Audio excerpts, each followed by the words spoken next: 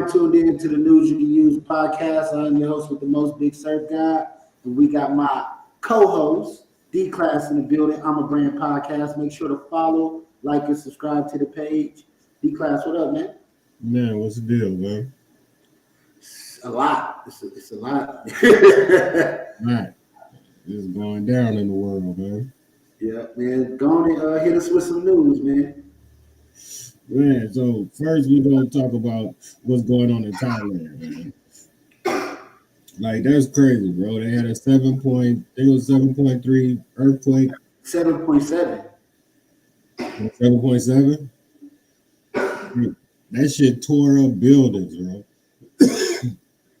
Think about all the people, like if you go through TikTok right now, they got so many people that's leaving the States going overseas to live in Thailand and all these foreign countries. And it's like, that's cool. Like, you can live like whatever you want to live like over there. But at the end of the day, like, do your research, man, on these places. Because like an earthquake should not split a building in half, bro. Like, that's crazy. Think about how many earthquakes we had in California. Like, building just shaking, man. We going about our merry way in about an hour and a half. Like, you know, the whole building just fell apart. That's facts. So, like, you know what I'm saying? Like, if you really think about it, like, if you giving up everything in the States to go move over there, like, do your research, man. Like, because if you think about, like, what is the tsunamis, bro? You know how to survive a tsunami, buddy? That's crazy. Like, things like, if one was going to tell you a tsunami coming right now, what the hell would you do? I would have no clue, my man. Like, I hope you can swim or something. I would try to elevate myself, get as high as I can, and hope that the building I'm on top of don't fall down. You get what I'm saying? man, like, that's crazy, but it's like that shit that we don't think about. Man. Like, when you hear about certain shit overseas, man, like, they be having that type of shit. So it's like, unless you prepare for that, bro, like, you in a whole nother world, and you can't talk to nobody because you don't know the language. So yeah, man, like, you gotta definitely do your research, man, when you start traveling, man. If you travel, check YouTube, look for the hoods, look for the spots you don't want to go to. Like, do all your research, man, because the last thing you want is to go somewhere and get hemmed up because you shouldn't have never been there to begin with. Facts. Yeah, man. So I guess they must be on some tectonic plates or something, and that's why they're having so many earthquakes or whatever. Let's do a little research and see what's going on. Because who is that? The TikToker Deshay. He over there right now. He visited somebody. D-Shape Frost? Yeah, he over there. And that was his first day. And the dude that I seen on TikTok is the guy that he visited over there. And yeah, he said that's crazy that this earthquake happened on his first day over there. Like, they made them evacuate the building, all kind of shit. That's crazy. All right, here we go. Earthquake hit Bangkok, Thailand, neighboring Myanmar overnight. It hit about 1:30 p.m. local time. It was followed shortly by another strong 6.4 magnitude quake. People could be seen evacuating and running out of swaying buildings in a panic. At least 3 people have been killed, 50 others injured after a skyscraper that was under construction collapsed. We have a live look now at the situation. 90 people still missing at a construction site. 20 other workers are trapped in an elevator shaft. Water from rooftop pools could be seen pouring onto the streets. We'll be watching this story throughout the morning for you and bringing you the latest developments as they become available. Hello, I'm Mark Brown. Get more great ABC7 content by clicking the subscribe button for our YouTube channel. Good.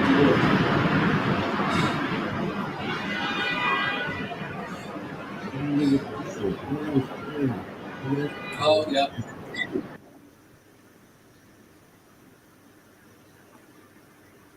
Right, we're going down.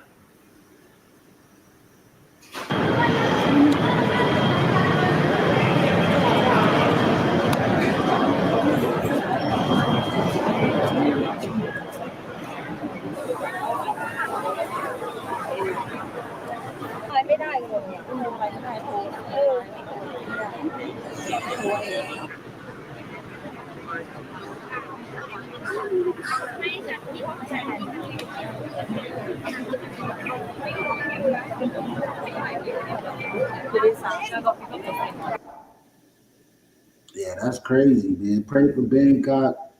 Pray for Thailand. Real, bro. Play for all them people in Thailand, man. Period, bro. Like it's going down over there. Like, that's wild.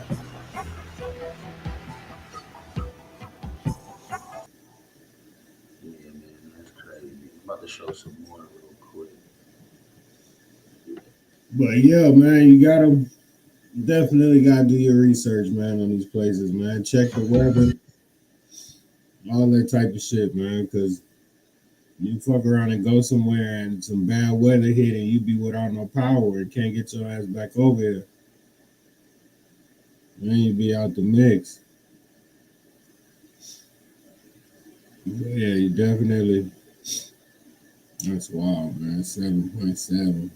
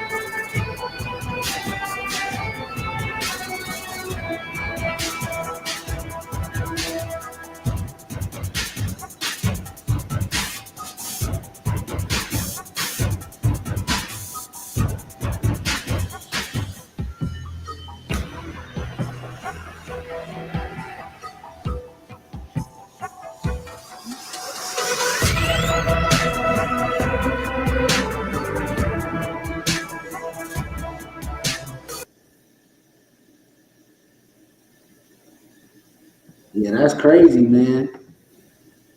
So yeah, like D Class said, man, y'all gotta do y'all research on what y'all be doing and be careful when y'all go to some of these places, right? Yeah, D Class. you gotta be prepared for anything in some of these spots, bro. Yeah. The damn it might not be no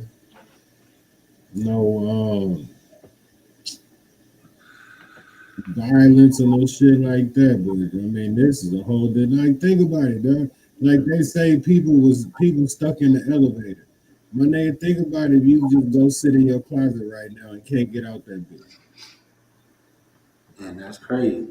And that motherfucker start shaking side to side, and you can't even open the door of that motherfucker. You just gotta sit in there and just hope that bitch just still be there. Like that's crazy, bro. Imagine people that was in the elevator. That's what I'm saying. Like they say, it was 20 people stuck in the elevator. Man,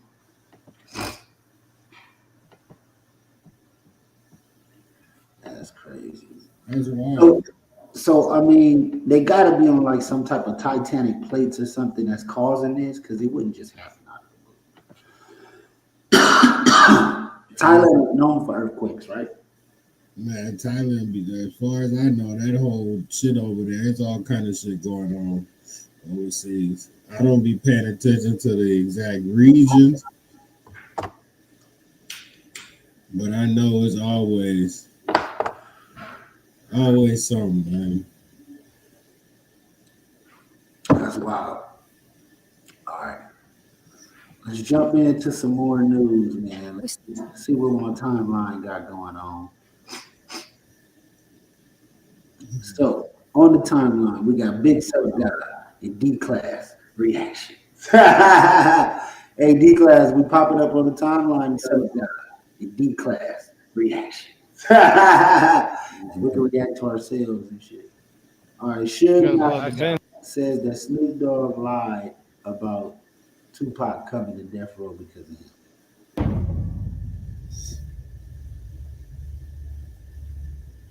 Suge, I want to ask you about Tupac joining Death Row. Who's really the reason behind Tupac joining Death Row?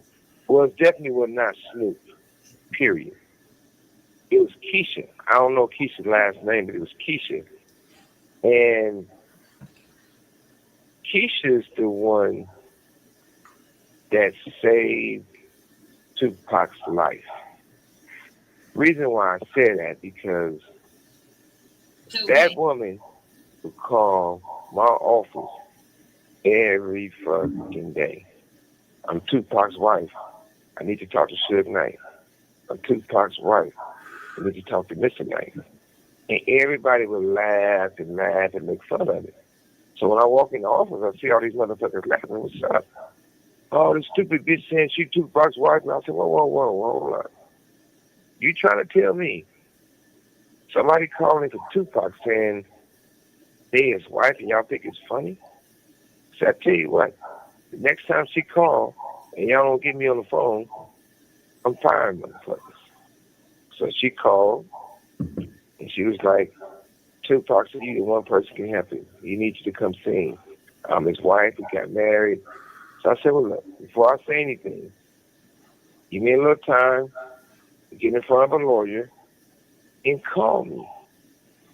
And we'll talk. She called, I gave her my cell number. She called me. I'm talking to the lawyer. I'm on house arrest, I'm on house arrest, by the way, with an anchor bracelet on. I'm asking, could he get me in there to see Tupac, like we normally do, which is David Kenner. He said, yeah. He said, but if they catch your anchor bracelet, you going to jail. I said, that's a chance I got to take. So it was all Keisha. But I did have a conversation with Snoop, but you got to realize one thing. Snoop was a little brother, too. I said, hey, I'm going to visit Tupac. After I visit Tupac, and I decided to get Tupac out and put him on death row, I told everybody, I'm going to put Tupac on death row. Everybody was cool with that. So it wasn't no bad blood or no weirdo shit. It was all Keisha. But the crazy thing about it, David Kenner was only lawyer willing to take a risk. When I went to go see fucking Mike in prison, shit, David Kenner gave me a fake ID and got me in there. When he was go see Mike in prison, there was a guy named Dre that him and Andre was good friends. They used to take him to go visit Mike and with a birth certificate like that. He was 15, 17 years old, and the motherfucker was damn near 30. So we did things that help our people. And I said this before, shit, I saved Andre's life.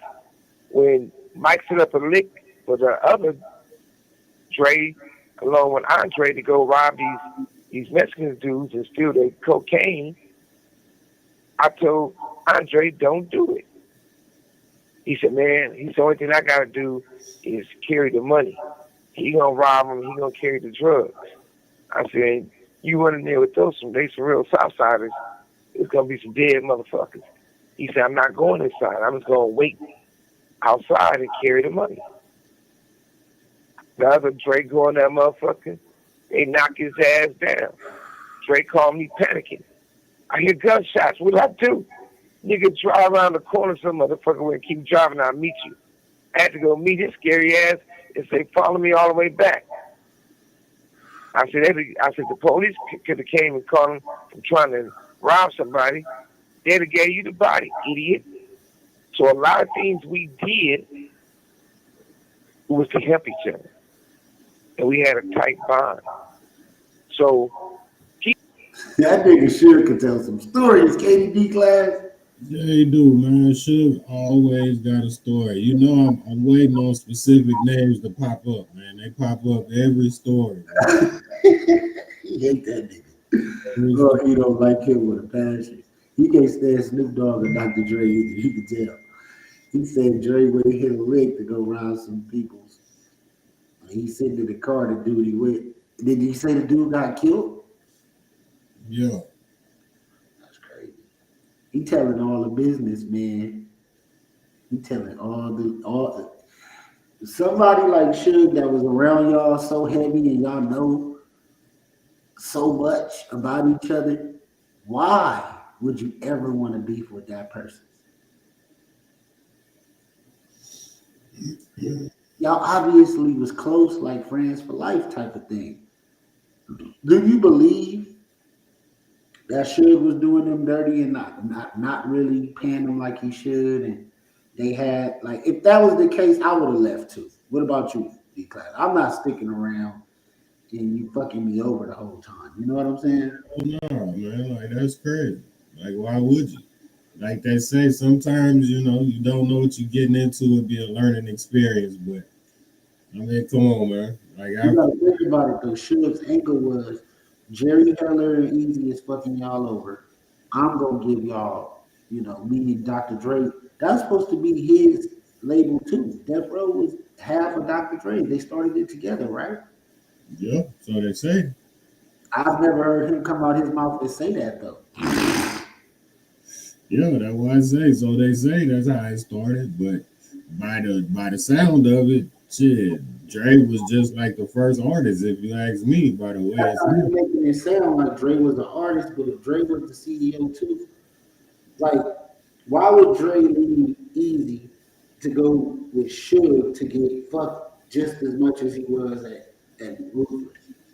because he had more say so over there with Suge, because Suge ain't really know that shit. Like Suge ain't know the business like that. Suge was a fucking a bodyguard or some shit. Like he wasn't tapped in like that. He learned it from somebody. Somebody taught him the business because his whole way of getting Dre to leave Ruthless was, let me look over your paperwork and let me see if y'all getting paid right. And he the one bring it back and said, hey, y'all ain't getting the money y'all supposed to get. That's the story that we know. Right. I never heard Dr. Dre fully come out and say, this is like, and for Dr. Dre to be as old as he is, he do need to start like cleaning up a lot of shit, bro. You can't just let this shit linger and like, I'm never gonna respond to anything.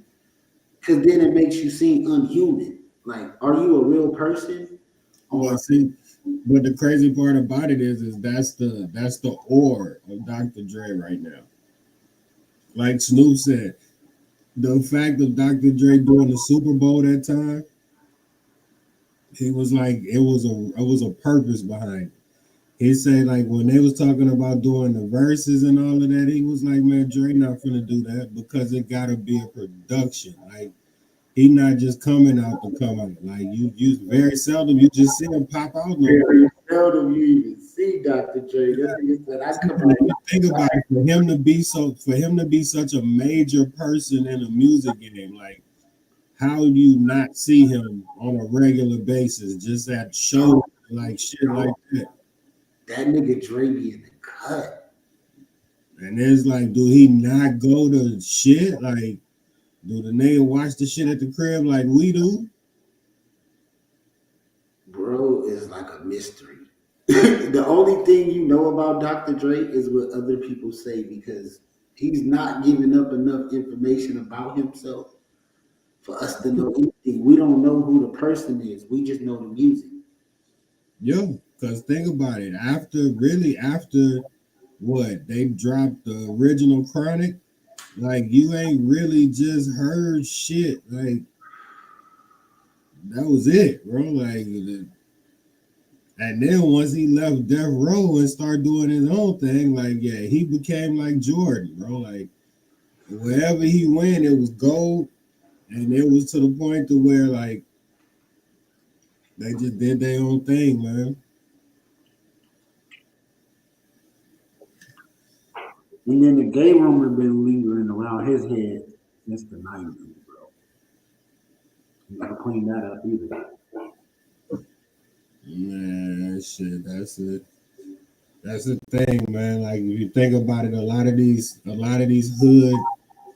um, these hood heroes, they all got certain shit that, like, if nobody was to ever really come and tell you if certain shit was true or not, like you just be like, all right, bet it is what it is. We just in a day and age now where more of us want to tell you if it's true or not. We just ain't famous enough yet. Let us get famous enough. That class is gonna be all kind of motherfuckers will work talking shit about us. Yeah, that nigga was a bitch. That nigga's a buster. Nigga, fuck that nigga. Nigga, he don't come around. They gonna say all kind of crazy shit about you. They say I don't come around. I'm gonna tell them you're damn right. Mhm. You're damn I right. just made a song about that shit the other day. Yeah, you're damn right. I don't come around. I told him I'm soiled in the game like a groundhog. That's why I'm never around y'all. That's why I'm never around y'all. That's why Surfgod never around y'all. Yeah, I'm cool. How he do it, who he do it with, why he did it. That's probably some shit you should have mentioned. You know, some things is best kept to yourself. Man. Waffle House. Y'all got a Waffle House in Vegas? We should have a Waffle House. Waffle House is the shit. I'm not too okay. Better question. Pancakes or waffles? Waffles. What? I ain't tripping. See, that's why I don't really like the Waffle House. I'm a pancake type of nigga. Man. I fuck with IHOP. And IHOP, if you need somebody, the commercials, holler at me. I'm all for the pancakes. That's crazy. So I'm about to start collecting like exotic pets. And today we went to the pet store and got gerbils. So I want to do my research on what a gerbil is because I'm very lost. You said a gerbil? See, you don't even know what it is your damn self. Not a gerbil, but a gerbil. Gerbil. So we're gonna figure this out. What the fuck? Oh, it's so cute, ain't it? Oh my god. What the fuck? We got two of them, a boy and a girl, and Thelma and Luis. And yes, That's the name? yeah, Thelma is a black woman. So one of them is a black girl, and the other one is a Spanish dude named Luis. Thelma and Luis. So they're gonna have some mixed babies and shit. Ah, gerbils, bad pets. Well, Yeah. I have to talk Spanish to Luis because he's just learning English and stuff. I don't know how him and Thelma communicate because she ghetto and she cook fried chicken and shit. So yeah. And then you got some stereotype gerbils. Gerbils. I've never heard that shit. Yep. Aren't they the cutest thing you ever seen in your life, D-Class, man? Look at this shit. I'm never gonna say that.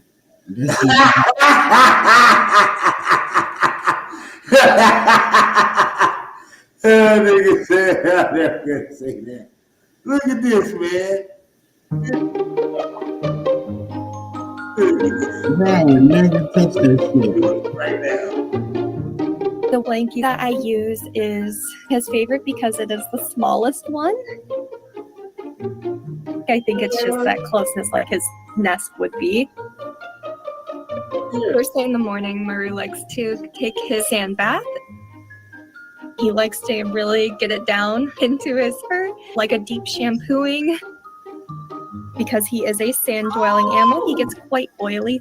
So this is definitely an important first step. Maru burns a lot of energy scurrying about his sand bath, so this is when he takes his first nap of the day.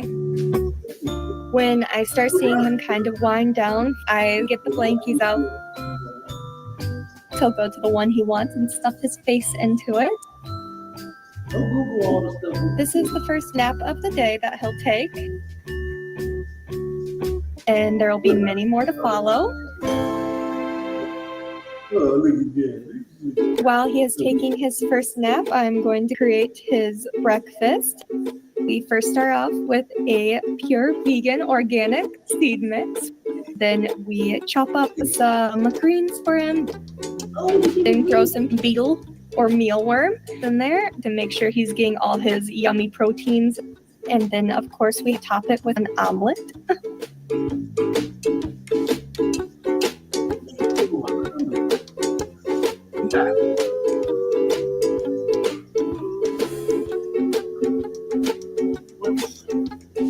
Once, of course, his belly is full, then we go ahead with the second nap.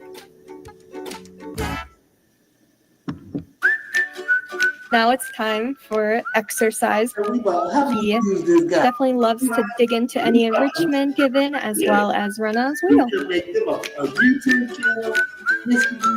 That is his favorite activity overall, because he likes to put his little tail up like a flag and just run and zoom.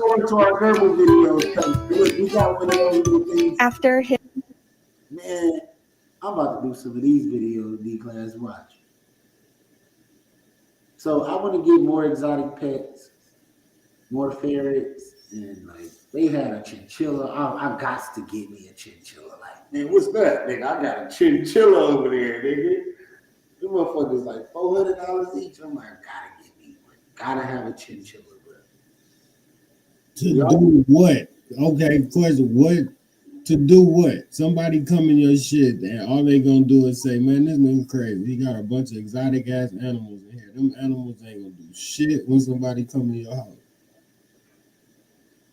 Nobody go come to my house, man. Nobody should know where I live at. So when you come to my door, you know, you can be armed in Las Vegas, and I advise you just never to come to my door. So what is okay? So what's the you gotta know like what's the lifespan of what's that, a gerbil? Yeah, a gerbil. What is the lifespan? Like how do they age? They grow to be about 2-3 years old, and let's look it up. Gerbil lifespan. Yeah, because it's like okay, in like 6 months, is it 3 years old in 6 months? Like what the hell? Well, yeah, and then so we got a girl and a boy, so we expecting children. You know. Yeah, but did you get? I mean, I was about to say, did you get puppies? Did you? Did you? No. We get Stuart Little. We get new Stuart Littles. Yeah, like did you get the whatever in the hell the little people would be? I'm gonna give y'all a fun fact. Everybody thought that Stuart Little was a rat, but the whole time he was a gerbil. That's why he was able to stand on 2 feet. These gerbils don't crawl around like rats. They walk around like humans. You see, they got little short arms in the front and long legs, and they could jump high as a motherfucker like a rabbit. So you supposed to just let this thing out and run around your house? Yeah, I guess at some point when once Kayla, once you get a good relationship with him, look at this guy. Who doesn't want to hang out with him? You feel me? But he in his own shit though. Yeah.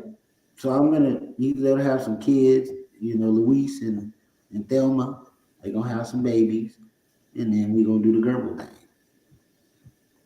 Hey, no, you can too, and then just set them. You can make them a TikTok and then fuck around and just record them in the tank. Just let that shit roll. People watch that shit. People love that. And then we got, gerbils go for $100 each. Man, I don't know shit about no gerbils, bro. I've never. She just looked it up. She Googled it. She said we could sell them or offer up for $100. Man, look. So we probably have a litter of about 8. Yeah. You finna be slanging gerbils. Yep. Gerbil. Hell no. Ain't no way. Yeah, I will be selling gerbils, you guys.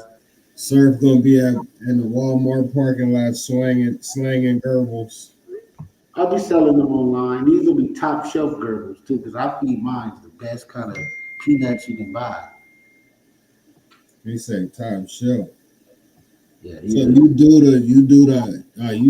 just got them. So she gonna do the omelet. What's the meal plan?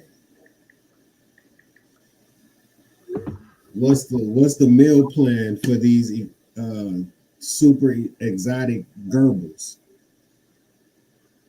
So we're gonna feed them good peanuts. They policies. It's like a little snack pack that we bought. It comes all mixed together, like some trail mix type shit. Yes, and yes, they will be eating all kind of different things like that. And I just figured out they can eat leaves. So yeah, that's spinach. She had some spinach. That's what it looked like. Yeah, I'll give them some spinach. And I want to get them like little shirts. Like D-Class, do you think you can make my Goebbels a shirt? Man, ain't nobody got no shit that small, bro. Somebody got a shirt. A Barbie or something got a shirt. A bear, you take it off a bear. Yeah, but shit, you might as well just get a marker, my nigga, and just make them some shit. Like, my nigga say make them some shirts. Yeah. Now I'm thinking about arts and crafts. So since they love houses and shit, I'm gonna go buy a glue gun and some icicle sticks and make them like a mansion. Go make them some shit. Yeah, paint that bitch and everything. That's what I'm saying. You can make it, and then you could make you a whole little channel around Girls. Around Paco and Janet. Thelma and Luis. Yeah, man. Paco. Yeah, this is my journey with Goebbels. I will be posting them on the YouTube channel. Where the fair at? What's the fair? So we're gonna go get the fair. We gotta go pick them up. We gotta get some shots or some shit before we can get them. So we'll be back for the fair. We wasn't able to bring them home. I thought we was gonna be able to bring bro home today, but nah, we gotta wait. Ferrets are like real exotic animals, like, and they live to be like 20 or 30 years old type shit. Like, when you get a ferret, you got a dog and a cat and a wild animal all mixed together. You walk it on a leash, it wants attention, it runs around the house. And That's too much, bro. Then if you come in here tripping, ferrets will attack your motherfucking ass. Man, if they have a little more, man, look it up. That little shit better sit down somewhere, man. That's a fact. Ferrets are very important. That's crazy. My name said a ferret. That's wild. And I knew a dude, man, when I was growing up that had a snake. That shit was crazy. I don't see how people own snakes, me personally. I don't do the snakes, man. I want exotic animals like chinchillas, Goebbels. We almost came home with the what's one of those things called a guinea pig.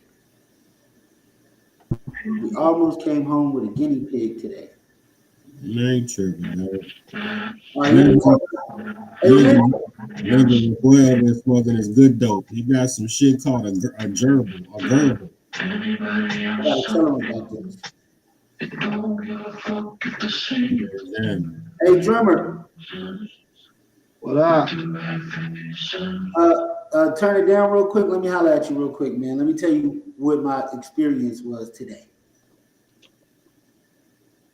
So my girl been wanting a dog, so we went into a pet store, right?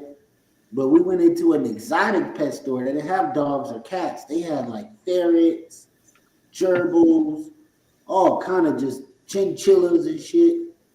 And we came home with Thelma and Luis today, our new gerbils. And we got a ferret. We haven't made a name for him. He will be picked up, I think, tomorrow, hopefully. And I'll be showing the ferret off too. But yeah, I'm gonna be doing YouTube videos about my exotic pets. Thelma and Luis is a couple. I made, I picked the girl out the girl cage and picked the boy out the boy cage, and then we're gonna do a marriage for them later. I'm gonna marry them. I don't know how much they like each other, but I'm thinking because they're together all the time. But today, after they should get along and have kids. So I'm gonna be selling gerbils. Once I see that they act like, once they sleep in the house together, because this is their first night together. Once they sleep in that little house I got for them. Then listen, y'all. Once they sleep in the house together, and I see that they're getting along, then I'm trying to figure out how I can make them like some little outfits like Stuart Little, so they can get married. Because we want to make sure we marry them and that they're doing this under God's name, because they're definitely going to have some children. And I will get you in D class out of my first litter a gerbil. I don't want one. I told you, I'm cool. I do not. Let me show you guys. You see how cute they are, dude. Take this. How to tame a gerbil. Miss me with that bullshit. I ain't nobody I don't want no gerbil, no mink, no horse, no mule. I don't want none of that shit. Leave me out of this motherfucking conversation. What the fuck? Look, but look, what you did is you just went and bought yourself some more motherfucking responsibilities. That's what you just did. Something And I'm not about that bullshit. I don't want no pets. I don't want no motherfucking pets. Been there, done that. No. Let me. I'm gonna go take a picture of them right now, and I'm gonna show you. They are the most beautiful. I'm a dog lover, man. I can't do it, man. My dog ate that little thing, man. Man, you know what I mean? Like, get out of here. Y'all. Have you guys ever seen a gerbil before in real life? No. What? A gerbil. Here is a list of some amazing facts about gerbils. Species variety. There are around 100. No, nigga, no. I'm not. No. No. We don't want to watch about white guys. We don't want. This is my first day with them, but if something happened to my gerbil, I would cry like a baby. Yeah. So you mean to tell me you take this thing out in your yard? What do you do with it? Like what you do with it? Like you can't look at all the stuff. Can gerbils live alone? Well, in general terms, the answer is no. Okay, nigga, that's a rat. That's a rat. There is, of course, a bit more to it. Hey, what the fuck you talking about? It's a gerbil. Nigga, a gerbil translate into a rat. You got a rat with a lot of fur. That's what you. Gerbil is not in the rat family. It's a part of. You got a big rat, boy. No. It's a part of the. You say it's different. What are those other things called? They're a little different. You got a rat, bro. No. Not like that is crazy though. Like you got yourself a nice rat. We can't hear you, sir. Hold on. A nice ass rat. That's what you got. A gerbil is a part of the hamster family. What's wrong with my sound? Yeah, I don't know what happened with your mic.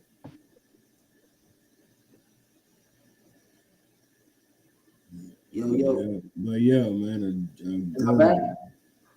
Nope. I'm a sound, man. Let me see. All right, am I there yet? We can't hear you, sir. That's crazy. Come back.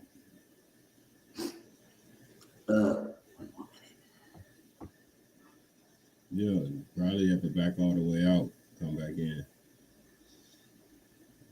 Well, yeah, man. Pets.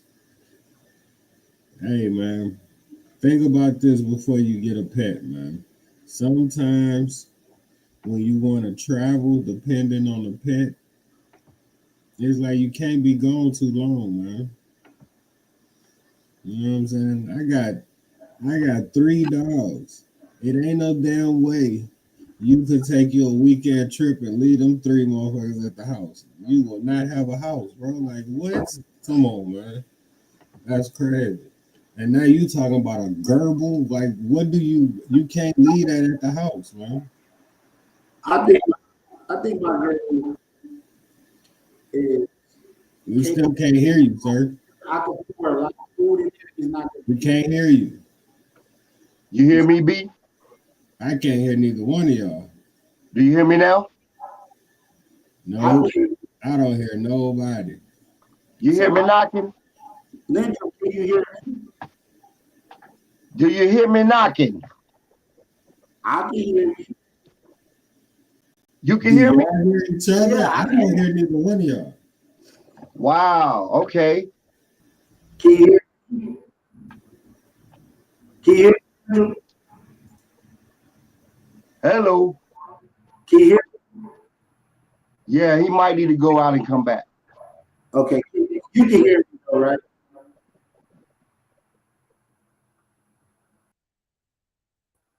You can hear me? Can you hear me? I hear you. Okay. Yeah, he got to come in. Yeah, it's probably something with his hookup. What y'all doing, man? What y'all cracking? What's cracking? What's cracking? What y'all talking about?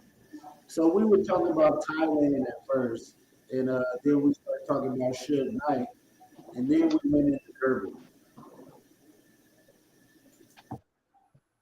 So we just were talking about Gerbils, but we want to add you on so we can talk about what magic that we created yesterday, man. What I show you the ground, like the ground. Man, bruh, I've been listening. I mixed it a little bit. You know what? The second song, we gotta do it over.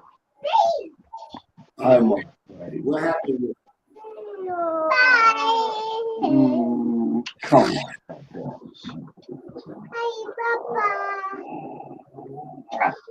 Say hi. Say hi. Yep.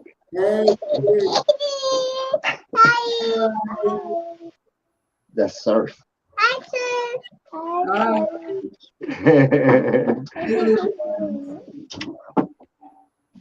My brats just arrived.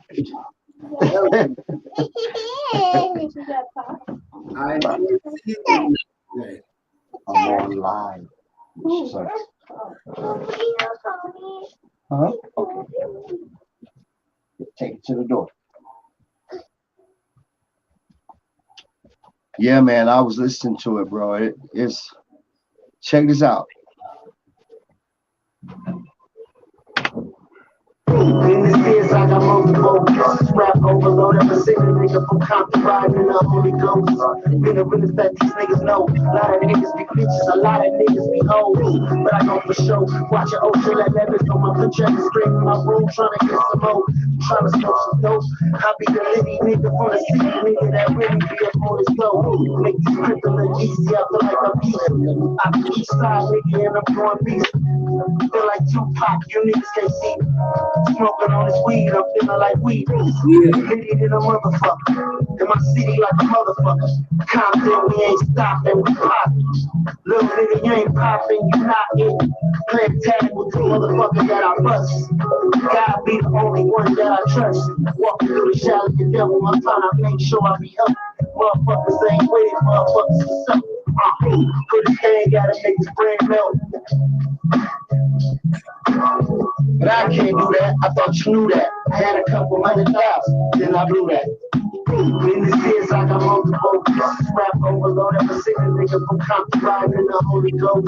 Been the realest that these niggas know. A lot of niggas be bitches, a lot of niggas be hoes. But I know for sure. Watch your Ocho let letters on my picture and scream in my room, trying to get some more. Trying to smoke some dope. I be the litty nigga from the city, nigga that really be up on his dope.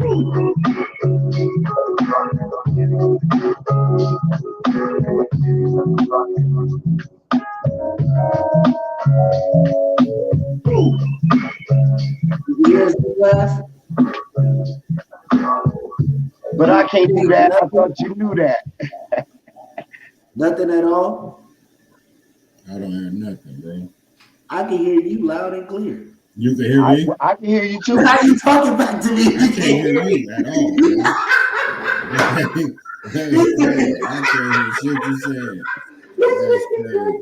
I can hear you, but I guess you can't hear us. I hear you. I can hear us. That's crazy. All I'm doing is reading your lips as y'all talk. No, you ain't reading those lips. You ain't that good. You ain't that good. That's crazy. You can hear us, can't you? The what? You can hear us, right? I can't hear you. Pull it up on YouTube and then listen to it. it. In the comments, bro, because I can't hear shit. That is crazy. I'm gonna get you in the comments. Hold up. What's going on, man? Yeah, I'm gonna log into the comments. He wrote you a letter. Yeah. No, I want to make sure that it's him because I could go to the podcast and look it up and see if they could hear us. If me, you know, crazy because you can hear me, but I can't hear shit. So it's not even the mic. Well then, hi, hold on. It's something on his end. I don't know what it is though. I couldn't tell you. It's nothing that we could do. It's something over there on his end. I'm gonna tell you right now. Yeah, we're good because I'm on YouTube right now, and you. It's his output then. If it ain't the input, it's the output. The biggest thing about all of this shit is the fast knowledge troubleshooting. Troubleshooting is most of this shit. You know what I mean? Because you never know what's gonna happen, and you gotta know what to do when something happens. Yeah. And he working it out right now. That's why he like, hold on. He like, this shit ain't gonna beat me. I just went on YouTube. He working it out. I went on YouTube to hear the audio, and I could hear us. So if we can hear him and he can't hear us, then I don't know what to do. But let's get into the music, man. Play the new song, man. If y'all don't know, man, let me introduce my boy, drummer in the building, man. And then I saw it in the closet. Hey, Wayla. Vente aquí. Benaki. But yeah, drum man, let's hear something, man. I was jamming right there, man. That was called Ocean 11s. We will be dropping that soon. Produced by Legend himself. He over there in the cockpit of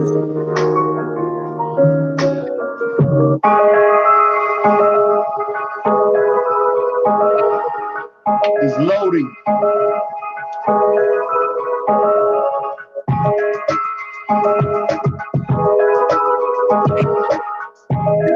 like he was about to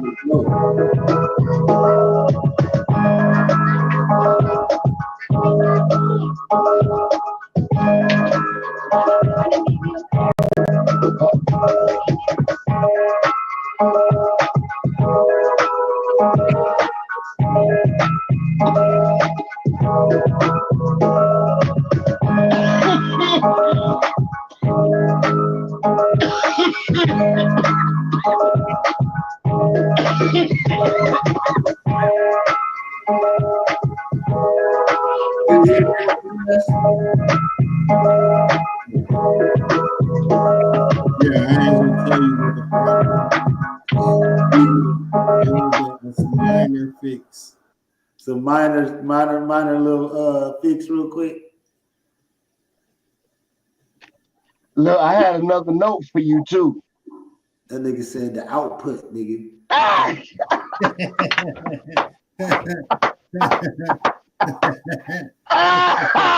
Look, he laughing.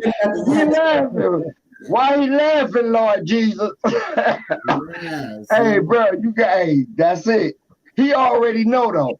He's a master of troubleshooting. I saw it. He like, I got to go and fix this. You can't beat me, Jesus. Like, that's how my nigga. Hey, that's right. Go get it. I went from hearing everything and not being able to hear shit. I'm like, what the hell going on, bro? Like, go get it. That's right. Go get it. Go fix it. That's what we do. To the point where I was able to read y'all lips, so it was like, shit, I can't see what y'all was saying. You a good lip reader. I thought you could hear us the whole time. I'm like, this nigga's good at this shit. Like, that's all that was. I told you that I used to do loss prevention, bro. There's a lot of hidden talents, man. Listen, man, I was trying to prolong the situation till you got back. You good. No, we was gonna figure it out, man. But yo, this nigga got a sophisticated rap, bro. Yeah. Look, y'all gonna stop disrespecting my gurus. Look, that motherfucker got a high maintenance rack. You know what I mean? He gotta buy jewels and necklaces. He gotta buy soft carpet. He gotta buy treadmills and big wheels and all this. He already has his treadmill. He got a house and everything. Man, that's crazy. I can't be I got mad. a house and everything. I can't be mad. Shit, I got a easily a 50-pound sack of potatoes. Yeah. Motherfucker just look at you and eat all day. That's it. He don't take out the trash or nothing. Nah, that dog don't do shit. My favorite spot. He don't pick up his food. That's crazy. Y'all take the green screen off so y'all can see it. I had to bring my boy Boogie up here, man. That nigga big. It's crazy though, man. Like it's cool though. I can say owning pets is cool, but yeah, once it's time to move around, man, like having to put them in board them up and all that extra shit, like that shit get expensive, bro. You be like, damn, yeah. Trip, man, like that. Yeah, man. We had to get rid of our dog, man. That was the worst day of my life, bro. That shit felt crazy, man. Yeah. That shit hurt. Like, you don't even realize it. We raised her from a baby with the eyes closed. You know what I'm saying? Like, that hit different. We had to let her go, bro. That crushed me, boy. I was like, you know, one day I'm gonna get another. You know what I mean? But she was different though. Yeah, she was different for real. I know, bro. But look, Surf, no, I'm not knocking it, bro. Hey, now y'all heard my salute to your baby squirrels, all your rats. Hey, I still love you, brother. Whatever it is, man. We ain't gonna do it. I told D class when I was a kid I wanted to be the squirrel master, so I always used to try to, talk to squirrels and shit, but they never would fuck with me, man. I never got a relationship with one squirrel. Right. So I got my Gerbils now, and they pretty much like me. When I put my hand in the cage, they come and smell it and shit like a dog. These is not rats, bro. Rats run from you. These things are like a hamster mixed with a rabbit, kind of. They walk on two legs. They got little short arms and shit, and they're beautiful, man. You should get you one. Everybody should have a Gerbil, I think. Mm-hmm.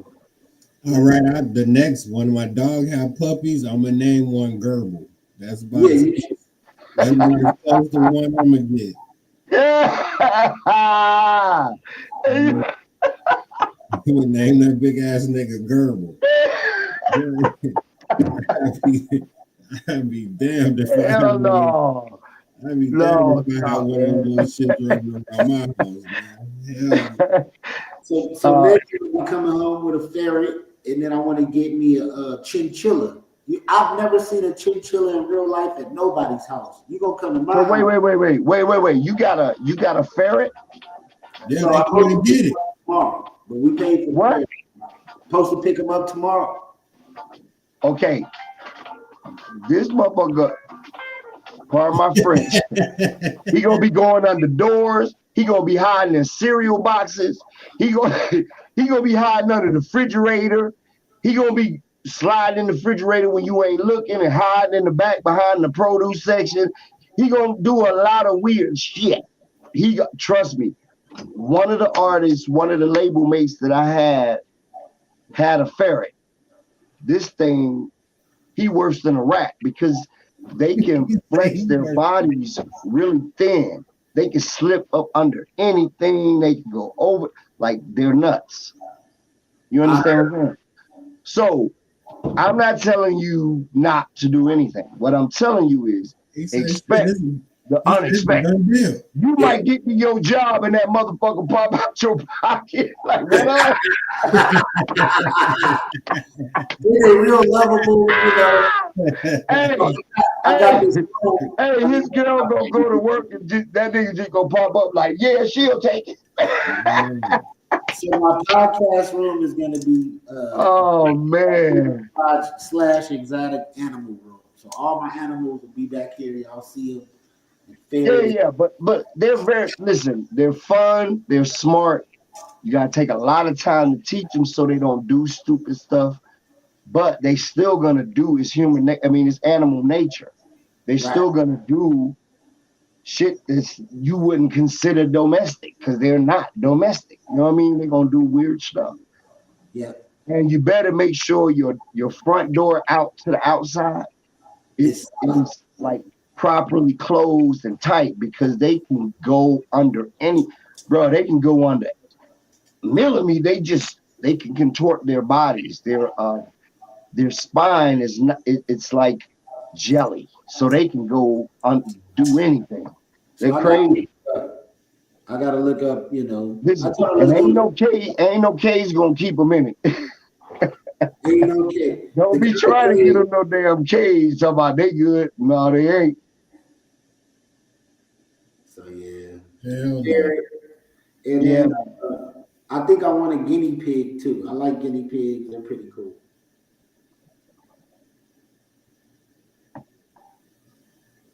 I'm cool. Did they have pigs? If you know anybody that got a female pit, preferably a micro, let me know. Wait. Hold on. Somebody with a female fairy. So we said, do anybody? Fairies go for $400, man. I need to make my fairy. Did he just say that anybody? Do anybody know anybody that got a female pig? Yeah, female pit bull. Yeah. That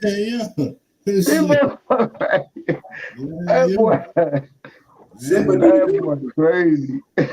Man, shit. I got a male that's downstairs and he primed and ready. He got paperwork. All we want is a puppy. Surf, go get him. Yeah. I need a dog, man. Hey, I'm trying to find, somebody with a female. Tell him, hey, I send you the pictures. I got a whole Instagram page for him. So shit. I'm about to make one for my Gerbils. They're gonna have an Instagram, Facebook, YouTube channel. I'm gonna hang out with them and do all kind of shit with my Gerbils, man. Yeah, man. Teach them little tricks, how to like Stuart Little, make them drive around little cars and shit. Yeah, I don't think they're finna do all that, bro. I believe so. Don't. Listen. Hold on. I gotta keep it a buck. My grandkids watch exactly what he's talking about. They love her. That's the number one pick. They just be like, oh, yo, I gotta bow down to that. Get a baby girl. That one right there will do some things. Drum, if you don't want the gerbil, I'm gonna get a gerbil to the kids, and grandma's gonna take care of the gerbil. Now, y'all gotta get the hell we ain't.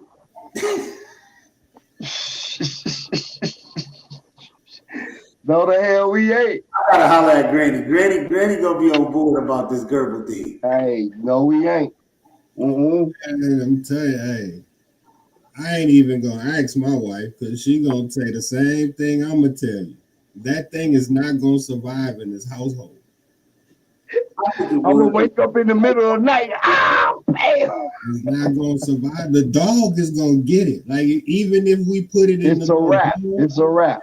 Like if we put it in that little ball and let it roll around the living room, oh man, that little thing gonna get a concussion, bro. Like, oh man. I'm thinking about letting it out and just seeing what it does and shit, but I don't want to have to go into the washing machine and nothing like that to get them. Yeah, you get the little dome, like you get that little ball and put it inside the little ball and let it just run around the living room. Yeah. Yeah, see, my dog's been to slap the shit out that thing, man, trying to get inside of that. Yeah. That gerbil will live a quick life. Yeah, man. Gerbils, man. I had never seen a gerbil in my life till today, and I just said, man, we gotta have one, man. You gotta take something home. And it was like, it was between the guinea pig and the gerbil. And again, the guinea pig was like a big dude. Yeah, see, that's even worse, bro. That's a big fat rat. That's crazy.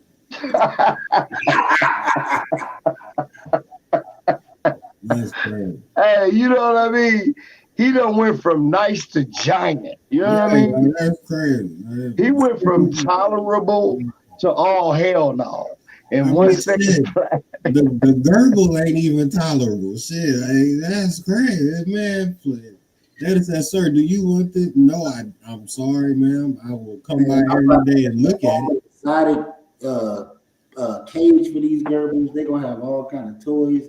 I believe it. Michaels and get the glue gun and get some ice sticks and make them a mini mansion and a seesaw. They're gonna have all kind of shit. That boy gonna have the adventures of Paco and Janet. No. Thelma and Louise. So let me tell D about Thelma and Louise. Thelma is a black girl from South Carolina that met Luis today. Luis is from Mexico. He just got here. And that's my Gerbil couple. And I'm trying to see if they gonna start living together in that house, then I'll marry them. Yeah, Jeremy Trigger. I'm gonna put the whole wedding and everything on YouTube. You guys should come, or at least watch the YouTube. I'm gonna invite all my friends, and everybody can come, and we gonna do it up. And you know what? Me and Hulk will be present. Y'all can watch us on live. Hulk probably love Gerbils. You think he don't like it? He will. Please believe. If I go get him, he will. Yeah. See, Gerbils, man. I'm gonna get off of this subject. We're gonna talk about the studio time that I had at Lindrum's yesterday, which was amazing, man. We drank wine out of a cup like a ritual. We fucking had a great time. We prayed. We made some good music. Drum, is the song ready to be played yet? Yeah. Okay, we're gonna talk about the song. The thought process going into this song, I was just like, listen, no, whoa. Before you go there, let me let you know this is Never Around Y'all. Okay, so I knew, and if I'm never around y'all, it's for a reason, and that's why I made this song. So, Drum, go ahead and play that.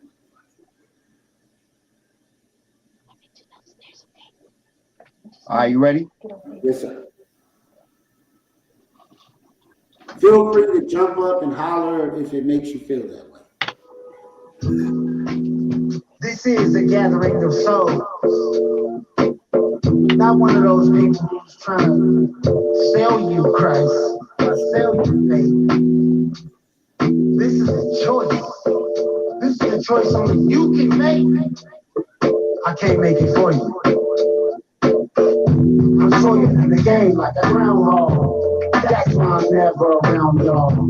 That's why I'm never around y'all. That's why Surfgod never around y'all. How you do it, who we do it with, how you did it. It's probably some shit you shouldn't have been through. That's why I'm never around y'all. That's why Surfgod never around y'all. As I lead toward the light, lead toward the Christ. Not trying to gain no religion. I'm just sticking to my true religion, jumping out the blue division. Who is it? Who living? Who Christian? Who getting paid for prosperity and more living? Who don't want to be in a good position? I'm sawyer in the game like a groundhog. That's why I'm never around y'all. That's why I'm never around y'all. That's why Surfgod never around y'all. How you do it, who we do it with, how you did it. It's probably some shit you should have been through. That's why I'm never around y'all. That's why Surfgod never around y'all. I make songs to get my style right. No, I make songs to get my soul right. No, I make songs to get your soul right. So we can be so right. Okay, alright. Everything ain't alright. And everybody ain't polite. But everybody don't see the light that I'm fighting for. So I guess I gotta go fight some more. I'm sawyer in the game like a groundhog. That's why I'm never around y'all. That's why I'm never around y'all. That's why Surfgod never around y'all. How you do it, who we do it with, how you did it. It's probably some shit you shouldn't have been through. That's why I'm never around y'all. That's why Surfgod never around y'all. Head towards the light, head towards the light. When you ain't gotta look at your shoulder every night. If you can sell dope and weed, then nigga you can run a LLC. Own a business, be a witness, pay attention, have some faith, have a little bit of patience, bitch, just sit and wait, and everything you can get in a big old bank, because I'm sure you're in the game like a groundhog. That's why I'm never around y'all. That's why I'm never around y'all. That's why Surfgod never around y'all. How you do it, who we do it with, how you did it. It's probably some shit you should have been through. That's why I'm never around y'all. That's why Surfgod never around y'all. Head towards the light, head towards the light. When you ain't gotta look at your shoulder every night. You can sell dope and weed, then nigga you can run a LLC. If you didn't know, you can run a business. You get to it, get hustling, nigga. Because if they ain't getting it, they busting a nigga. White collar crime ain't just for a nigga. I'm sure you're in the game like a groundhog. That's why I'm never around y'all. That's why I'm never around y'all. That's why Surfgod never around y'all. How you do it, who we do it with, how you did it. It's probably some shit you shouldn't have been through. That's why I'm never around y'all. That's why Surfgod never around y'all. Yeah, that's pretty dope, man. You did a cool mix on there too. What you think, D-Class? It's catchy. It's catchy. I like the beat.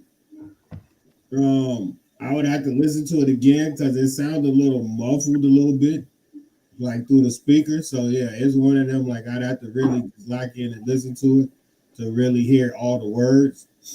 But definitely off what I hear though, it's definitely seemed like a little vibe to it. Yeah. It got a little vibe.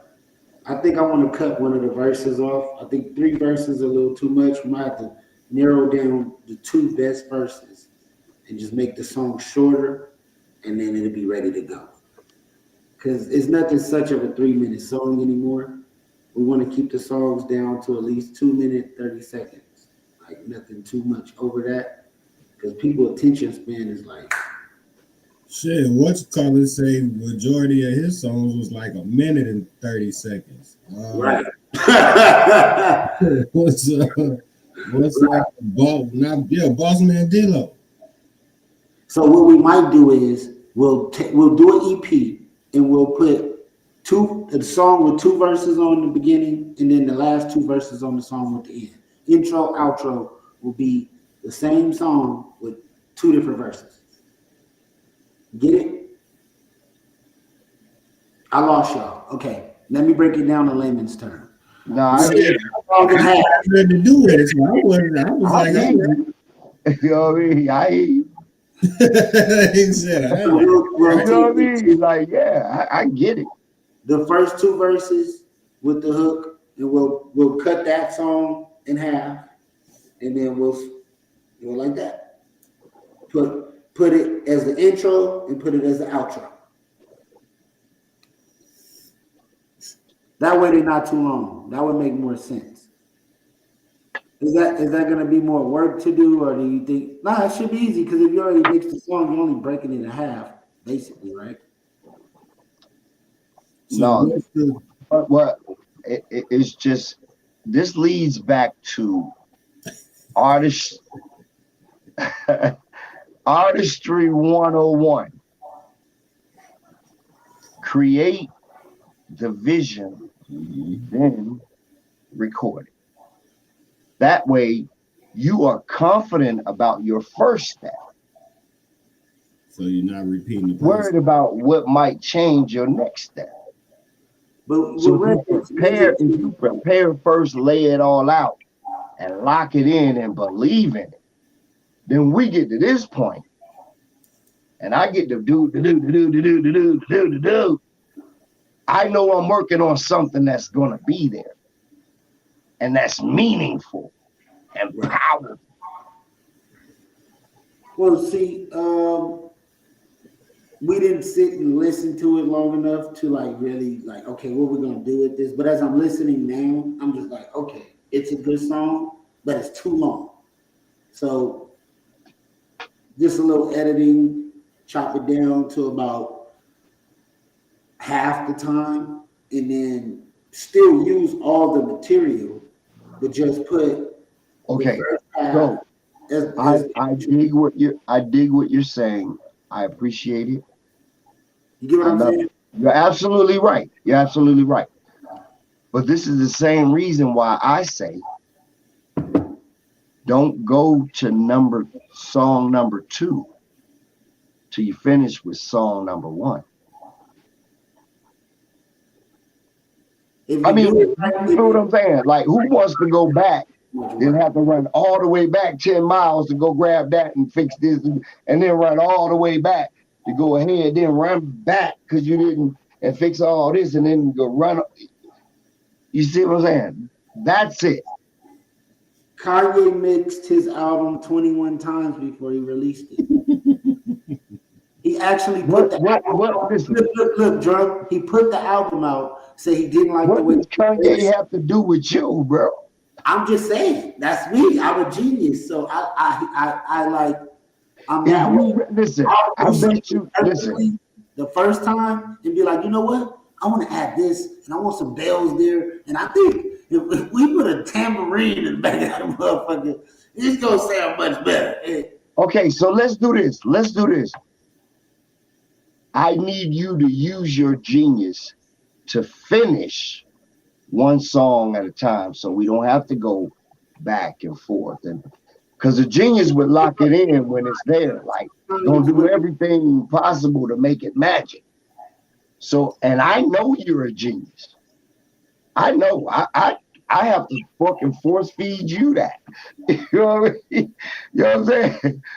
So me knowing that, that's what I need you to do. Therefore, right now we wouldn't be talking about what we gotta fix. We will be talking about a success. Facts. Okay, so let's do this. Nah, I'll wait till you come back. I'm finna challenge everybody on this screen. I'm finna put forth a challenge. See, the competitor in me. Hey, nobody's exempt. Yeah, like the competitor in me is finna make sure that we all put something forth to where there could be nobody's to blame. I mean, we will for that. Yeah, you know what I'm saying? Because see, me. That's why the simplicity is each one teach one. Right. If we do that, and everybody's willing to learn, everybody grow. So look, everybody say changing the world is so complex, right? But God says each one. So if each person turned around and touched another person, that's the end of the problem. And just say, I love you. That's it. You know what I mean? Like really go there. Like, I got to show you something. You know what I mean? Like if each person turned around and touched one person, that would be the whole population. Like you can't defeat that. Right. And that's a given. And two, the thing is that, you know, touch just one.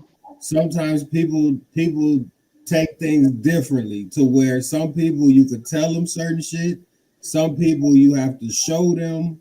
But at the end of the day, like you don't want to have to do it for them because that defeats the whole right. So as I'm doing something that's important to me, it is up to me to have a vulnerable moment and say, I don't know that part. Can you teach me? Right. You know what I mean? So it's a bold move to say that, but at the same time, you have to be vulnerable. Right. Because you got to let me know what the problem is so I can go fix that problem. Right. Even cars have a diagnostic. Facts. They got a whole new machine for it. You feel what I'm saying? So it's like that's why I think a lot of this disconnect has something to do with that. Yeah, I mean, and two is like, you know, and I'm talking about the whole black culture. Don't nobody want to feel. Now I know what the fuck up. Don't nobody want to be vulnerable for the reward of higher knowledge. Because you got to tell me what you don't know so I can fill in that gap. But see, that's the thing. We got to the day and age now to where people don't want to feel like hoes, and it's like, oh, I'm telling you what to do. The sick ass mentality that they forced upon us, because it was never like that before. Right. You understand what I'm saying, bro? Like I'm damn near 60. That's a fact. Nigga, I've seen a lot of these decades y'all just meeting. Nah, because I remember going to summers, going to your grandparents' house and shit like that, meeting whole. You had no idea what was fucking their mind up. And that's why I say we cannot hold what mama, grandmama, none of them did. Because we ain't ever felt that type of shit. Yeah.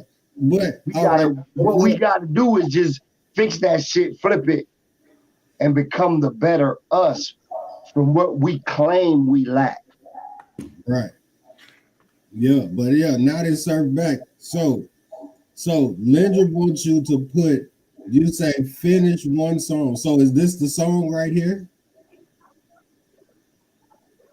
Yeah, because the other one is just a lot of chant. I can let you hear the other one, but it's more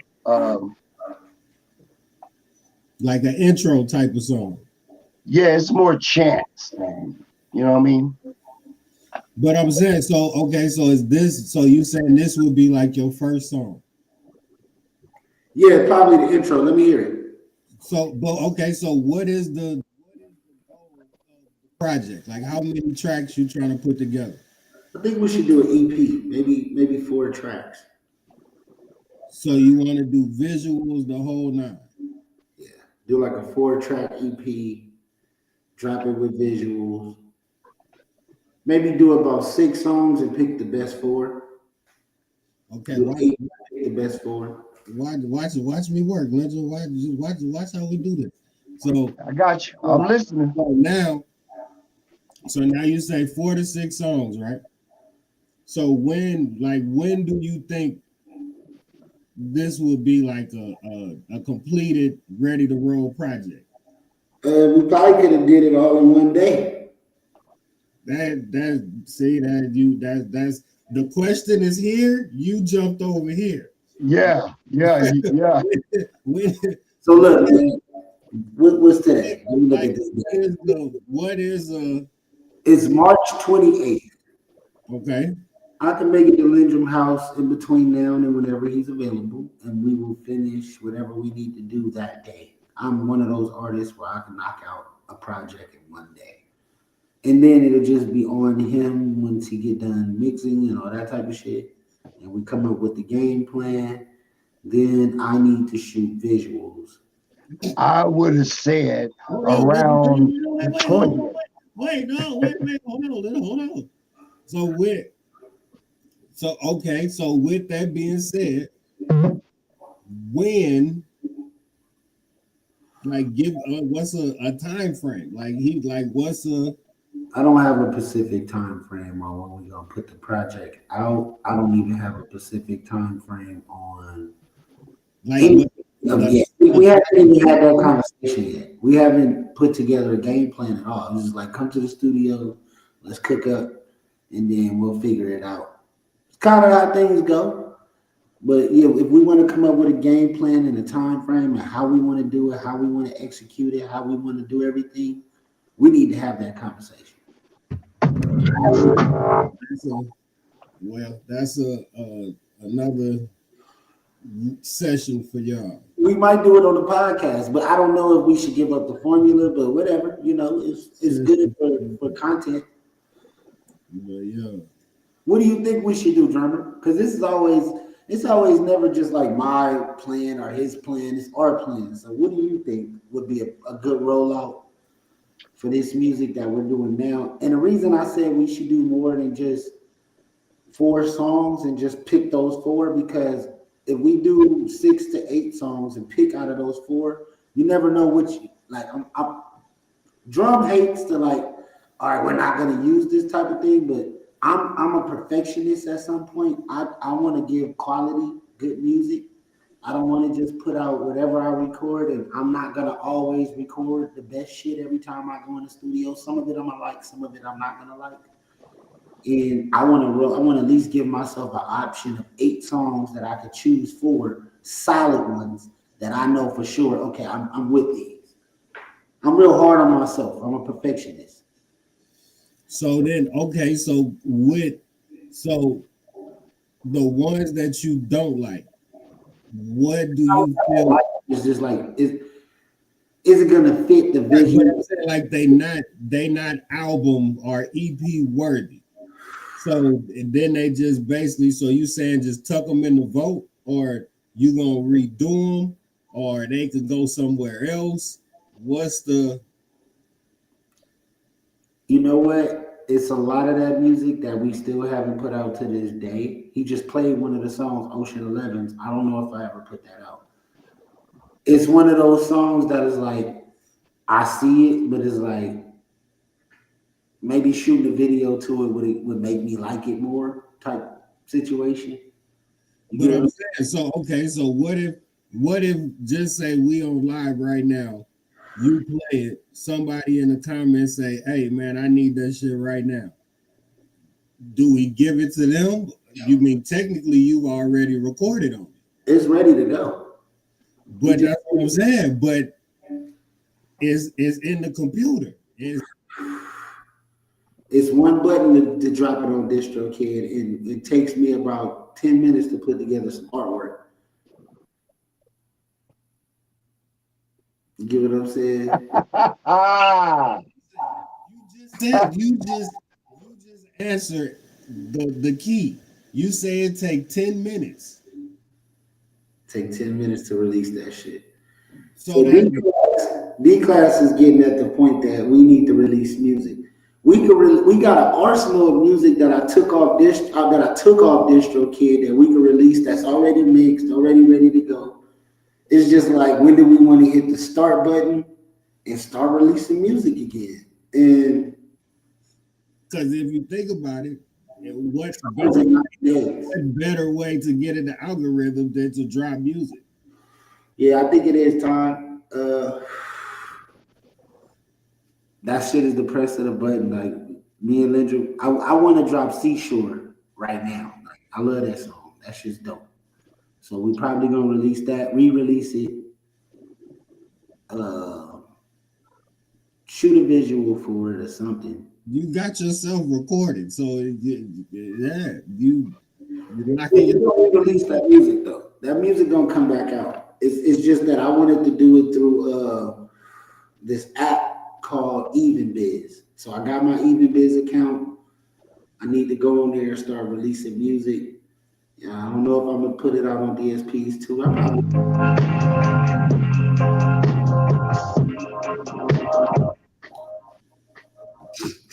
So too, drum. So what you got? You trying to drop a instrumental situation? What you got going on, man? Yeah, man, I'm dropping I'm dropping another instrumental. There's a lot of them. You just gotta look it up right. It's the Invisible Man. I Am. That's what the I Am stand for. Invisible Man Lindrum Entertainment. You look it up on YouTube. You look it up wherever you look it up at. It's I Am on TikTok. I Am Lindrum 7.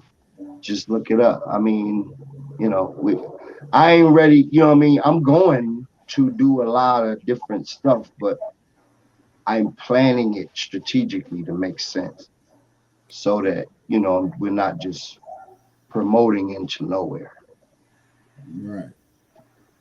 No, I got you, my G. Cause so You know what I'm saying? Basically, I'm finna give you an exclusive, sir. This is exclusive situation right here.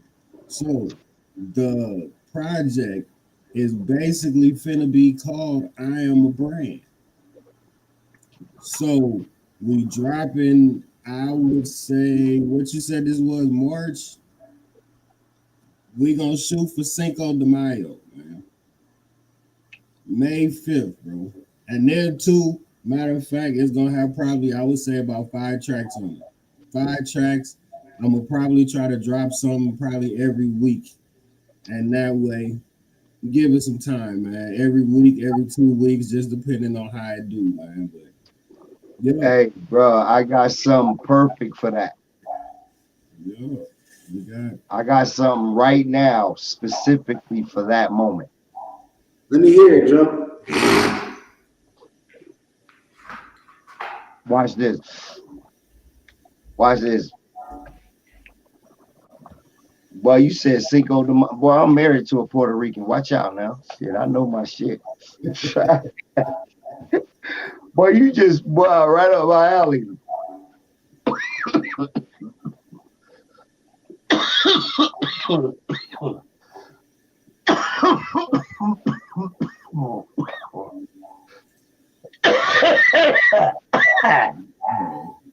Let's go. Get him.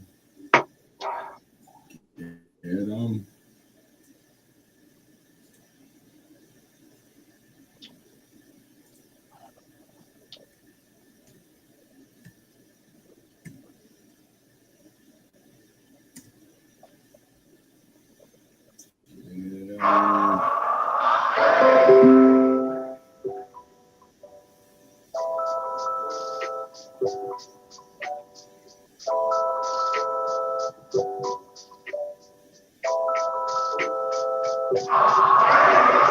Pum, pum, pum, dale marca el paso. Tiene la mano y te llevaste el brazo. Ahora no falta caminar, solo falta bailar.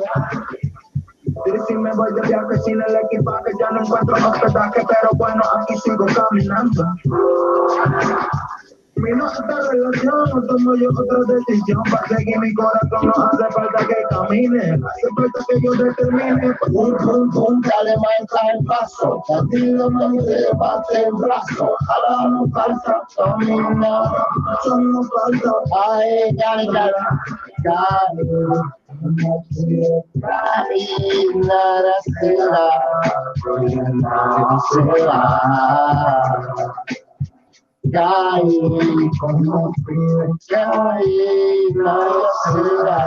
Pum, pum, pum, dale marca al paso. Te la mano y te llevaste el brazo. Ahora no falta caminar, solo falta dale. Cambia dirección, y sigue sincero y sigue el corazón. Solo hace falta el toque.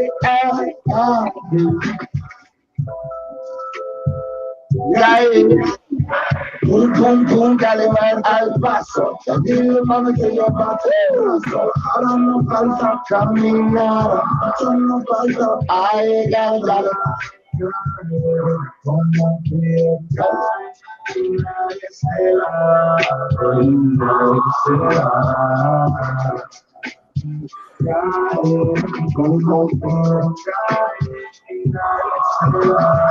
Pum, pum, pum, dale marca el paso.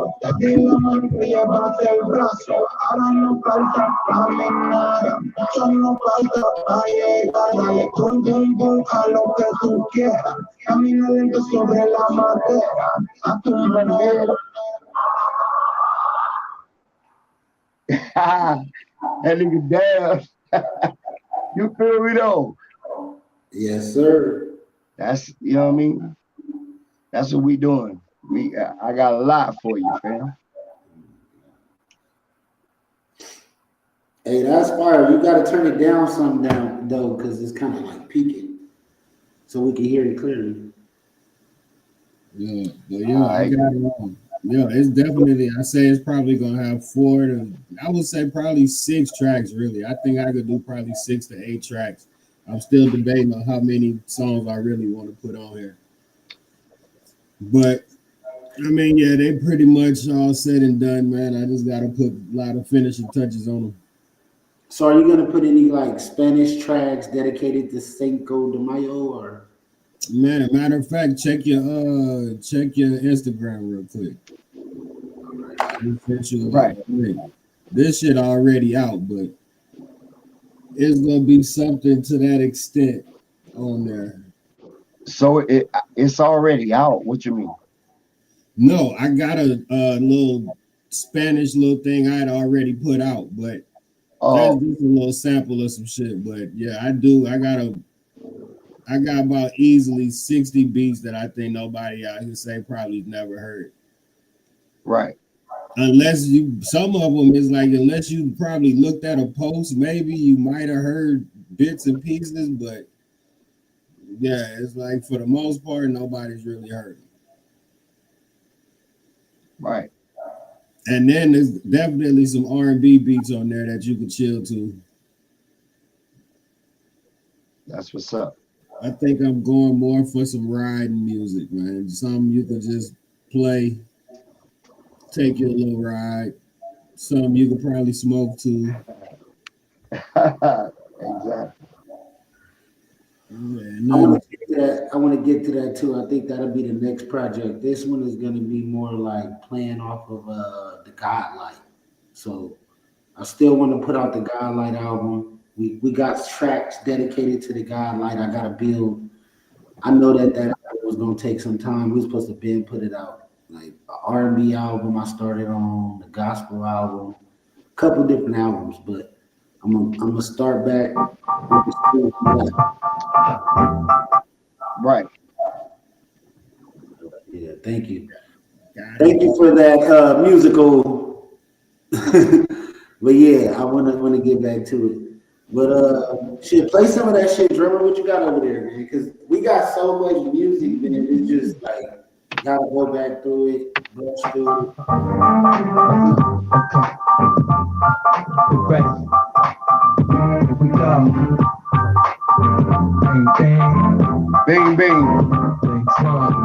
Big drum. What you got on the you said you are the realest nigga breathing. You claim to be the realest nigga breathing. You are not the realest nigga breathing. The realest nigga, I am the realest. You said you are the realest nigga breathing. You claim to be the realest nigga breathing. You are not the realest nigga breathing. The realest nigga, the realest. I wake up, conscious telling me to get my cake out. Do what it takes. I'm hitting bass with heavy makeup, but I ain't the type that likes to stay up with one eye open. Hoping the reason for my result is up. I'm clean calm. Catch me in a deep sleep yawning. Ain't the type of guy that tries to keep his promise. I like the guys that classify themselves celebrities and ain't even done the least that I did. I'm dead enough to talk about the things that I did. I put my city on and I ain't even asked for the shit. No hope, niggas ain't trying to see no one else with the crown within my town. Yeah, I'm holding the belt. I swear, know it, nigga. I'll be that Pasadena poet with the chip on my shoulder, ready to blow on you, nigga. Yeah, I ain't the kind to just be smoking with niggas. I'm a leader, so I'm coaching the winner. So listen, I'ma need you and your crew to get back. If your parents pitch crack, need to try and fix that. Yeah, we don't smoke to the fat bitch shake. It's right now, tip your hat to the bang. It's like this, yeah. You said you are the realest nigga breathing. You claim to be the realest nigga breathing. You are not the realest nigga breathing. The realest nigga, the realest. Guess who's Pizzak? The ghetto rebel rap. My block lane drum, number one on the map. I'll be that east side gon' reppin' the block. The place the room soon as I step in the spot, they all drop. What up? But I ain't on no gangbang shit. What I say to a blood, man, I say to a Chris, it's like this. Cause I don't like to do it like that. I love my brothers, so all I see is black. Like that. I'm in the city where that shit does. I take risks, but I don't shoot dice. Cause I don't like the loads, nigga. I'm on mines with enough rhymes to prove that the city is mine. So nigga, move. The bang coming through. Years passing as for the last few. And to say I'm still past due, it was fucking out. I brought the mixtape, so get back to the surface from behind the curtain that was hiding. And now I'm chilling. You are the realest nigga breathing. You signed to be the realest nigga breathing. You are not the realest nigga breathing. The realest nigga, the realest. You said you are the realest nigga breathing. You claim to be the realest nigga breathing. You are not the realest nigga breathing. The realest nigga, The realest. I wake up in the morning and I ask myself, as I already smoke, should I tap myself? Myself my own teacher, what I pass myself. There's so much pride inside to ask for help. Well, I get it, kick it, the mini, stick it, the quick, and get it, the minute, the clinic open for Spanish. You say you win it, I win it. My intellect and fixing to show you the list of the niggas that's trying to get between the mix with only the thickest, mixed with black and white spit. Trope in the book, coming past the mic.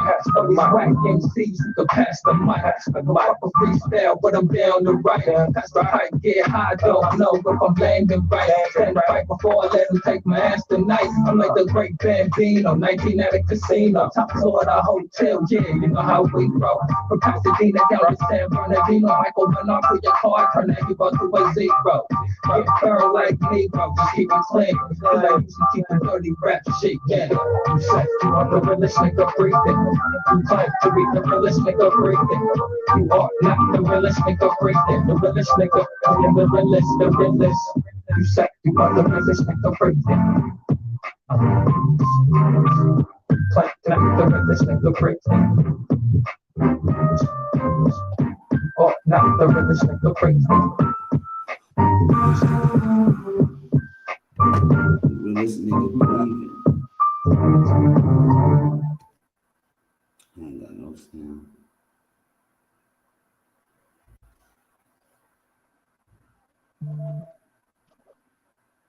You play it for me. I got some more for you. What you want? What you want? You want some more? You want some more? You want some more? This is the gathering of soul. What is the second song that we did? I don't even remember. Oh, Where Did Love Go? So we're gonna do Before the World Ends EP. Where Did Love Go? I want to do an album called Return of the Mac 2. We gotta do Return of the Mac 2.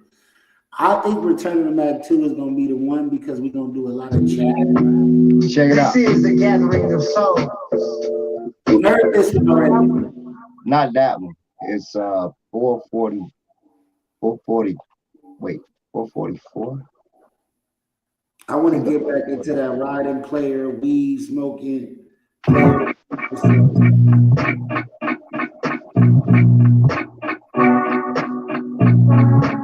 Look at that beat.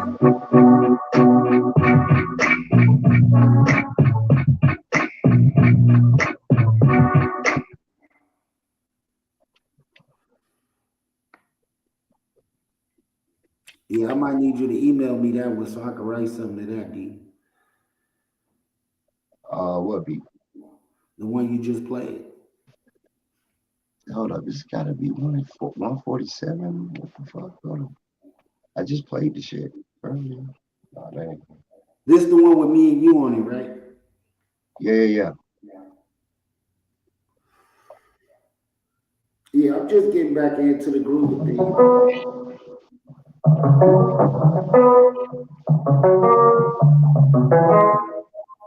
that's not it.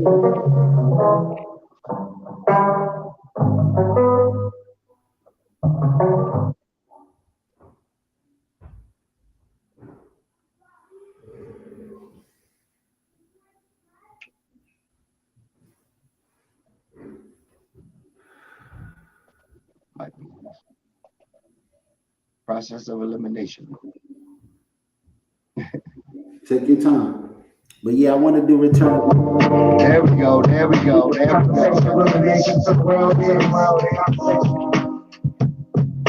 Conversation rule the nation.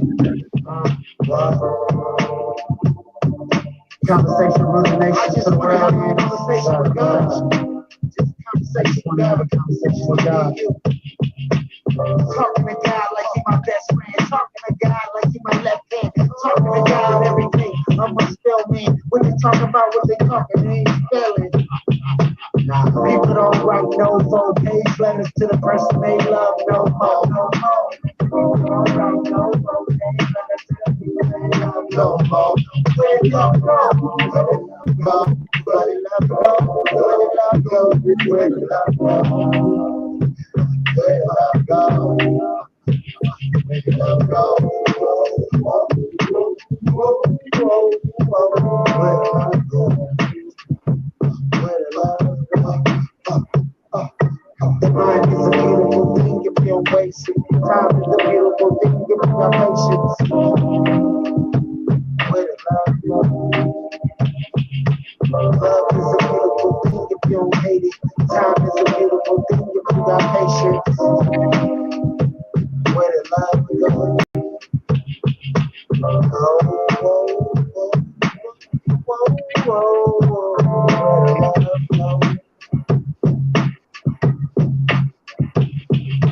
The mind is a beautiful thing if you don't waste it. Time is a beautiful thing if you got patience.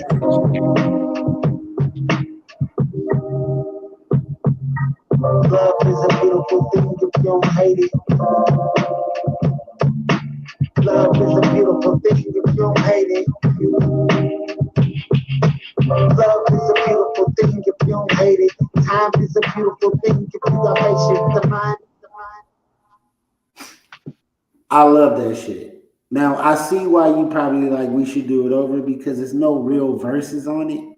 No. I don't mean. No. Hold on. Maybe I misspoke or something, but I didn't mean over. I mean some additives.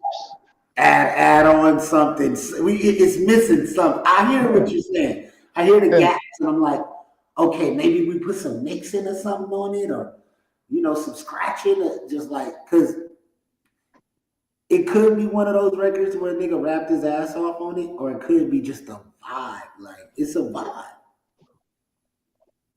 What you think, D-Class? It definitely is missing something. What that something is, I don't really know. I don't know. But it definitely is missing something.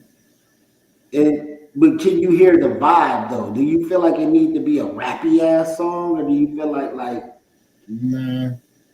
Nah. I wouldn't say a rappy song. I think you can keep the same. I think you could keep the same elements, but not being so repetitive.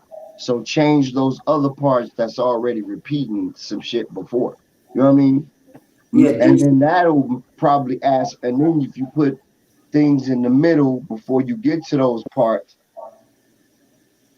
yeah, there's a lot you can do. That's just from my brain. You know what I mean? What about if you slow the song down towards the end and turn it into a screw record?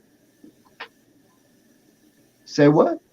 Slow the song down. Slow it down to like where it kind of like sound like some Texas type shit towards the last 30 seconds. That's possible. Wouldn't that be dope, y'all, though? I love when songs transition into something else. Yeah, but what does that mean? Like, so you just gonna do that? And then maybe chop it. Like, just keep it as a vibe. It's a vibe. It's like this EP, now that I'm listening to the songs, it's gonna sound like a bunch of intros. Like, it's gonna be a vibe. It's not gonna be like what they think. What they waiting on is that Return of the Mac 2, so a nigga can get back to what I do best and talk that shit. Okay. This one, all right. You feel me? This is just. I have the perspective. You get what I'm saying?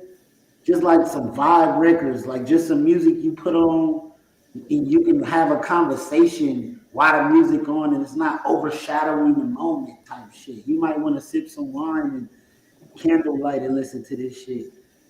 I don't want to compare it to Marvin Gaye, but I want to give it Marvin Gaye vibes. I want you to feel like this is some elegant music, nice beat selection. The subject matter is positive, not a beautiful thing if you don't hate it. Time is a beautiful thing if you got patience. The mind.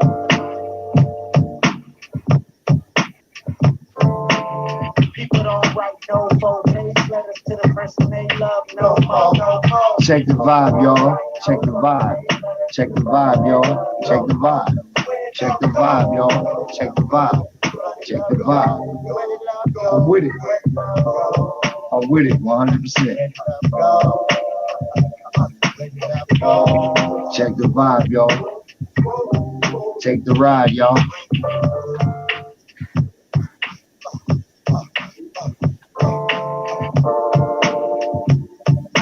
Conversation relation to the world is.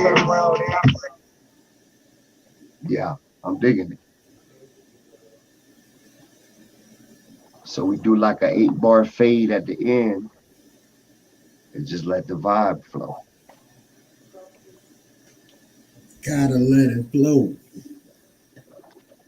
Got to. Man, that's crazy. People lucky I can't rap, man. Anyway.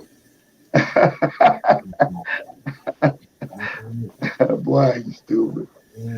That's just for that reason. Like, that's why I know. Like, man, look. People don't write. What I missed? Man, I did a whole 16 while you was gone, bro. You was tripping.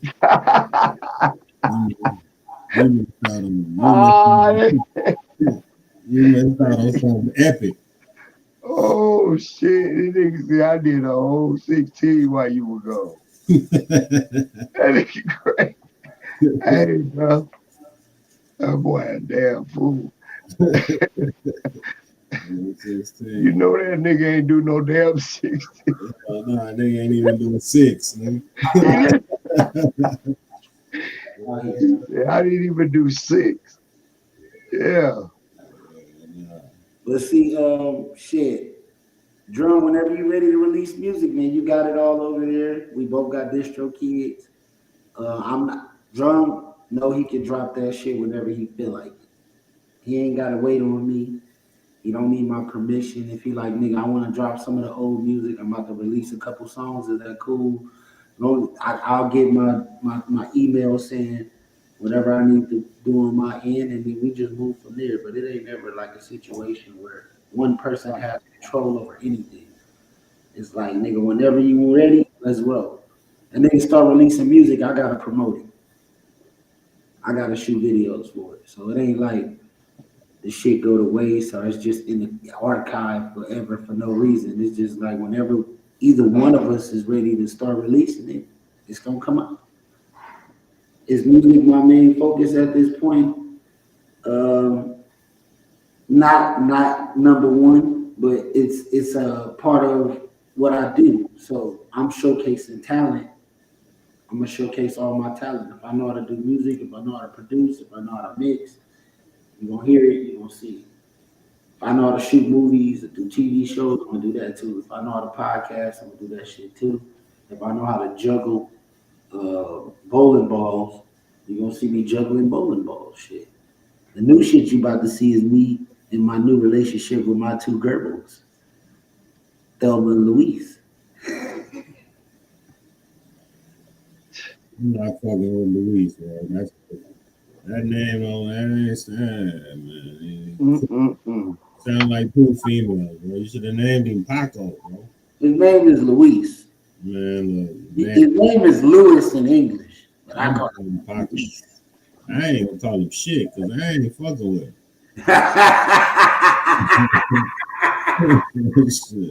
Look, if you don't call them, they won't call you, man. Don't worry about it. Hey, they ain't got to never worry about me fucking with them.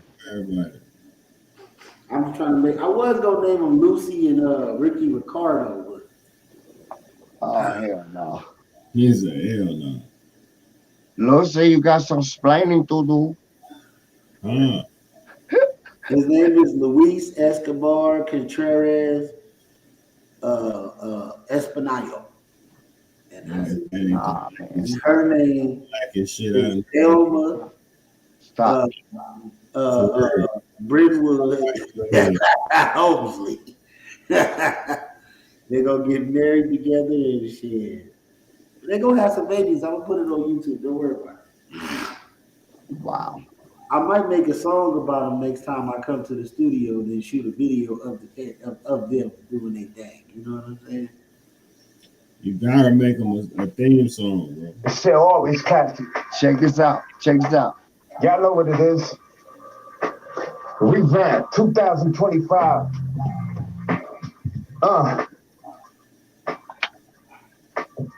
It's a warm-up. check it. A young mind, but your boy still old with it. And it's still a middle finger up to all my old critics. The real coming, no limits, no gimmicks, no idea, no driving the car when I was in it. Up to par with the code and the lines that I'm spitting. Experience at the slow clip, then the flow shook. Like what the fuck was that? That's the past, nigga. No look, I mean no look. It's lyrical harassment. And make sure I tell her that as soon as I'm done smashing, they asking, what you calling this? This is passion. This is what happens to a nigga when you blast them. They catch them, made a song about it, we bought a mansion. Now I'm just looking for expansion. The only thing I'm hurting for now is some answers. Like how I hold the top on this course and hold it down. Now, all kings must rule and hold the crown. Advancement. He who wins the war is the one who advances. And if she hold me down when I'm not, that's a bad bitch. All the same great rap niggas, I just matched it, bastards. Now feel the shift in your subconscious. I've never been the type to spit nonsense. This content is like comets raining on your continent, awaiting a stand trial, but they found me too incompetent. You would think some shit is common sense, but it's not though. The only thing common is the light and the dark though. Get it common and light, Los Angeles sparks though. Niggas pounding their chest, but they ain't got heart though. When you think outside the rest, you trying to say you're hardcore, but these lines are scan over your heart like a barcode. Still have potential to be gas. Hardcore, niggas will gas you up and then scratch your condo. Damn, you gotta watch for them. If these lines is bullets, and I'm shooting through infinity. And careful cause I kill presidents. Think Kennedy. So how you gonna sideswipe and knock me off my centipede? You niggas better fly right. It's a new set of wings. If you talking A-game, then that's what you better bring. But it's not a game, and I lift up and let it ring. Game of Thrones, yeah, I'm talking that very game. I should be labeled a hospital, how I carry pain. So what would be a bad move for me to marry fame, make a few dollars in this biz, then marry change? Joe Biden fix the world, I find that very strange. But I got a fix for your girl, a whole other thing. Yeah, one thing. Who was that, man? Black Circle Entertainment, Lindrum. What up, D-Man? You got God. Black Circle. Huh? That was you? No. That's that. You remember I told you I had a new artist, bro? That was dope, man. That nigga dope, bro. That nigga is not playing at all. Hey, when I get back over there, we gonna listen to this song because that Where Did Love Go? I think that should be the song. Maybe we do some I miss music like Maxwell and fucking like I want some of that brown sugar. And nobody's making that type of shit. So I think excuse me, we are. Yeah. I want to make black love music. Excuse me. I want to make black love music, and I think that's what we should do. Because before the world, excuse me. What the fuck? Bedroom don't, yeah, we speaking to the choir on this. Like I just told this dude the whole R&B album, like niggas do R&B shit, y'all just be wanting to do other shit. Like, check it out, bruh.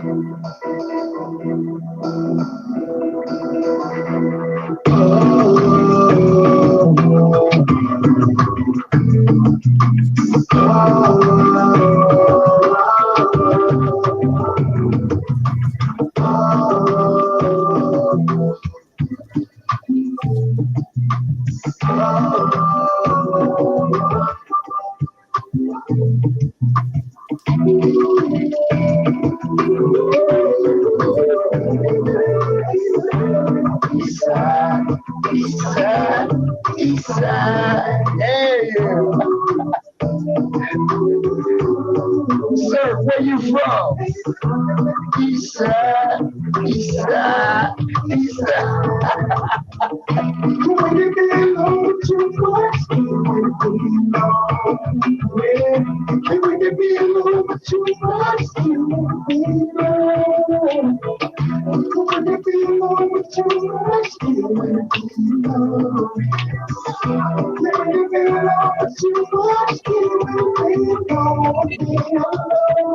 east side, south side, north side, west side, east side, south side, north side, east side.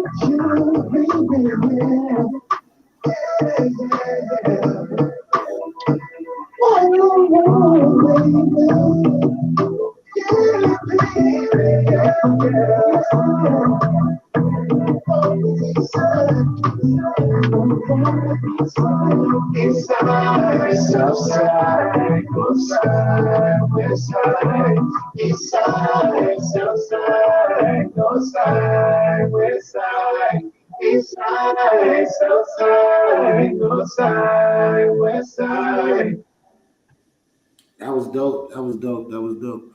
All right, man. Let's get into a little news. We're gonna do a quick intermission. All right. Rolling 60s Rico criminal lawyer reacts. Tupac's cousin reveals shocking truth about Yaka Gaddafi death. I definitely want to watch that later, but it's Sauce Walker accused of killing Sauce P. Let's move on. Will Smith on $1 million worth of game. I think this would be worth watching at some point. Big U facing life in prison, going forever. G Audio. We did an interview with my boy Joker Lope the other day, drummer, and he has some nice quality music in the video. I'm gonna give him a shout out. I should play it a little later. Yeah, shoot me the link so I can check it out. Alien being final warning for humanity. What do y'all think about that? Like, what do y'all think about all this news coming out of them declassifying the Martin Luther King FBI files and aliens? And like, how do we even process any of this shit all of a sudden? I think they have evidence of some shit starting to turn around that they don't know the fuck what the hell is happening. And they scared and they like, well, we told y'all. Because how you go from never, ever, ever, ever men in black coming to your house, not beating your cat up, to all of a sudden, we need to tell you something. Like, I think some shit has got out of control and we really about to see. I truly believe, like, you have to be ignorant to think that we're the only species in the universe. Like, stop. Like, I beg to differ. People say, ain't nobody on there. You can see it from the top. What if it's internal? That's what I mean. Like, you know, like the motherfucking flower will grow. You don't know. Who's really running things, Drum? Is it humans or is it someone? You don't know. You don't know. I think at the end of the day, if it's as bad as everybody talking about, ain't shit you can do no way. So you better just strap up and go and smile and do what you got to do. I think that's what people have. What do you think about all this, D-Class?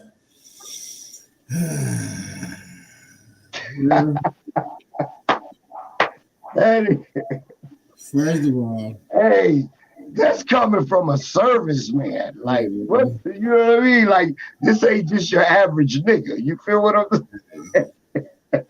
Now, that's real deep right there. That's deep. I tell you, what can I tell you? Yeah, like, just though a lot of the shit that people think are conspiracy shit like that, I mean, a lot of that shit probably do exist in the world. I mean, you know, like they say, man, you gotta do your research, man. Like, just know, man, like they say, man, this YouTube shit, like, they call it YouTube University for a reason.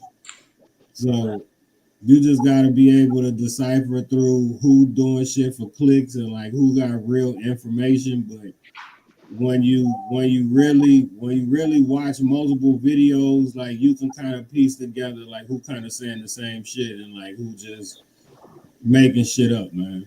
But right. I mean, just know, man, the Navy has dolphins that like follow the ship while you out to sea. So, and like they're to where like they could plant shit on like bottom of ships and like all kind of shit. Like, they got a whole little section in San Diego that got dolphins and shit, bro. So I don't put shit past shit dealing with the government, man. Think about it, bro. Like, matter of fact, on the news the other day, they was talking about how the rats is on drugs, bro, out here in Houston at the at the Right. Where they You know, got and at the end of the day, it's like this. I got to roll out, but at the end of the day, I'm gonna leave y'all with this. Who would have ever thought you can hear your shit in your ear from your phone all the way in the other room through the wall in a radio wave going in your motherfucking head? Like, you know what I mean? So we can never unexplain the things that are carved even before we got here. Everything holds a significance. Like you said, do your research. Look it up. You gotta do your research. Look it up. But I'm gonna get out of here, fellas. I got some things I gotta go do real quick. All right, my G. Yeah. I love you both. Yes, Thanks sir. to everybody. News you can use, and we out. Lindrum, baby. Yes, sir. All right, what we doing? We gonna continue or what? We 2 hours in, nigga. Yeah, man, we too far in to drag me. But yeah, shit, we can jump off this motherfucker. We gotta figure out some shit to do. But yeah, we can definitely jump back on tomorrow. I gotta go pick my son up and that shit. I'm at the crib.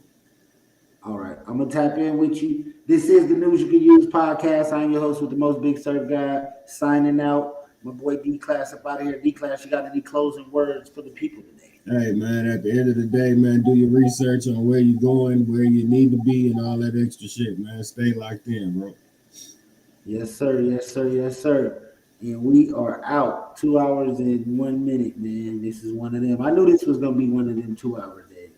Man, I'm still ready to roll. I'm like, oh man, we ain't even got all the news off yet. We ain't talking about shit we was supposed to talk about. We didn't talk about shit. We went everywhere with this shit today. I'm gonna have to rewatch this one for sure. But I guess tomorrow we can get into all this. But I'm about to watch some of this shit right now. I'm gonna probably tap in. I might stay on for a little while and watch some of this drama going on because I want to watch it anyway. So I might as well do it live. So if you want to stay on, you stay on. I'm gonna be on for probably another hour.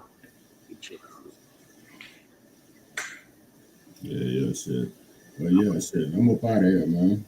All right, tap in with me tomorrow, D-Class. All right, for sure. Yep. All right, man. We got the Rolling 60s Rico, man. We got to hear this. It's illegal. You know, I mean, and it's total self-snitching.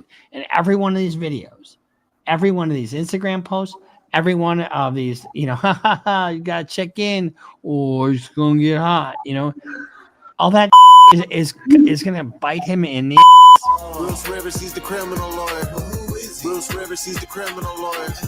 Bruce Rivers, he's the criminal lawyer. And what he do? And it's going to react to all the self-snitching. All the self-snitching. Hi, this is Bruce Rivers. Welcome to another fun-filled episode of Criminal Lawyer Reacts. I'm Bruce Rivers, your very own board-certified criminal defense lawyer. Today, we are reacting to the Rolling 60s indictment in LA. The Rolling 60s is a gang out in the gang. It's a club. It's not a gang. Well, it is a bunch of people who are getting indicted for RICO in the LA area. And before we get to that, though, first of all, you know, I can't remember who gave me this, but somebody gave me, I think her card is here. Mary, whatever, Mary W. Mary, you crocheted these nice coasters for me. Thank you. And they match the painting behind me, which is really nice. And it's just a nice gesture to talk about Michael. And she sent a nice prayer. And I got some other cards here today, too, about 3 or 4 cards. Every day I'm getting about 3 or 4 cards with well wishes about Michael, the former content genius, my son who passed away in November from a drug overdose. And I'm telling you, if you know somebody like that, step in, do whatever you can. Don't stop. Don't quit. Don't give them a lot of shit for being an addict. Be as supportive as you can. And if you have to do an intervention, do an intervention. If you have to, commit him. I mean, fucking commit him. I mean, if Michael was in jail right now for doing drugs, he'd be alive. So sometimes that helps. And I didn't realize how bad it was until it was too late. But that is what it is. So just remember that it's really important to support anybody that you know that's struggling with addiction.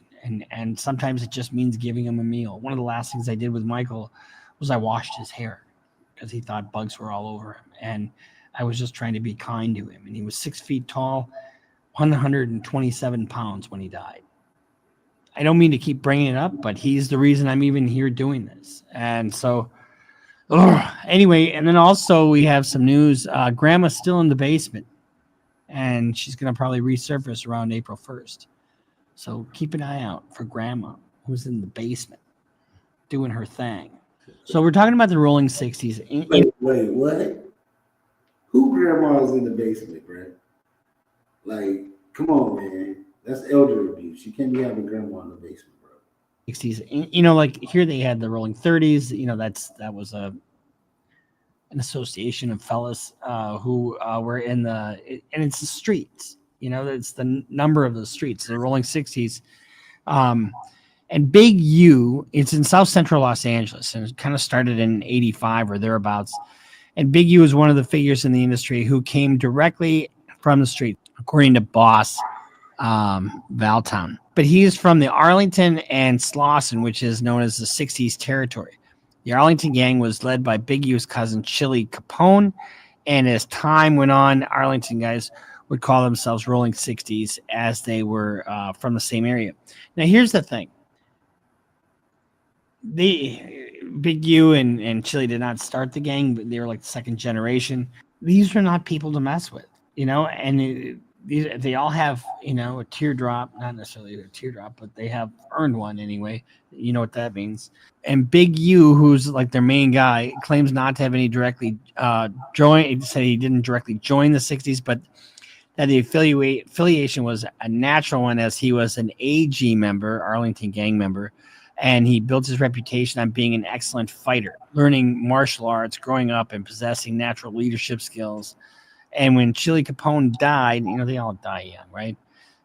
He became the next leader of the AGs, or Arlington gang. And as the years went on, that just kind of morphed into the Rolling 60s. So they've indicted about 20 guys. You know, I'm doing one right now where they've indicted well over 45 guys, and they're continuing to indict people. They're pulling people out of prison who are serving 30-year sentence on a homicide to indict them on a murder case, so they never get out. I'm telling you, this is not. If you're sitting there thinking, "Hey, it's a cool idea to be in a gang," or if you're thinking, "I have to do this," think again, because this is happening all over the country. It happened in Atlanta, and we know what happened there. The prosecutor fucked that case up royally, and Young Thug had just amazing lawyers. And they didn't give up, which is just amazing. As the crack epidemic came in, the focus shifted to getting money, which brought more enemies meant more firearms, and the gangs now had unlimited access. Big U.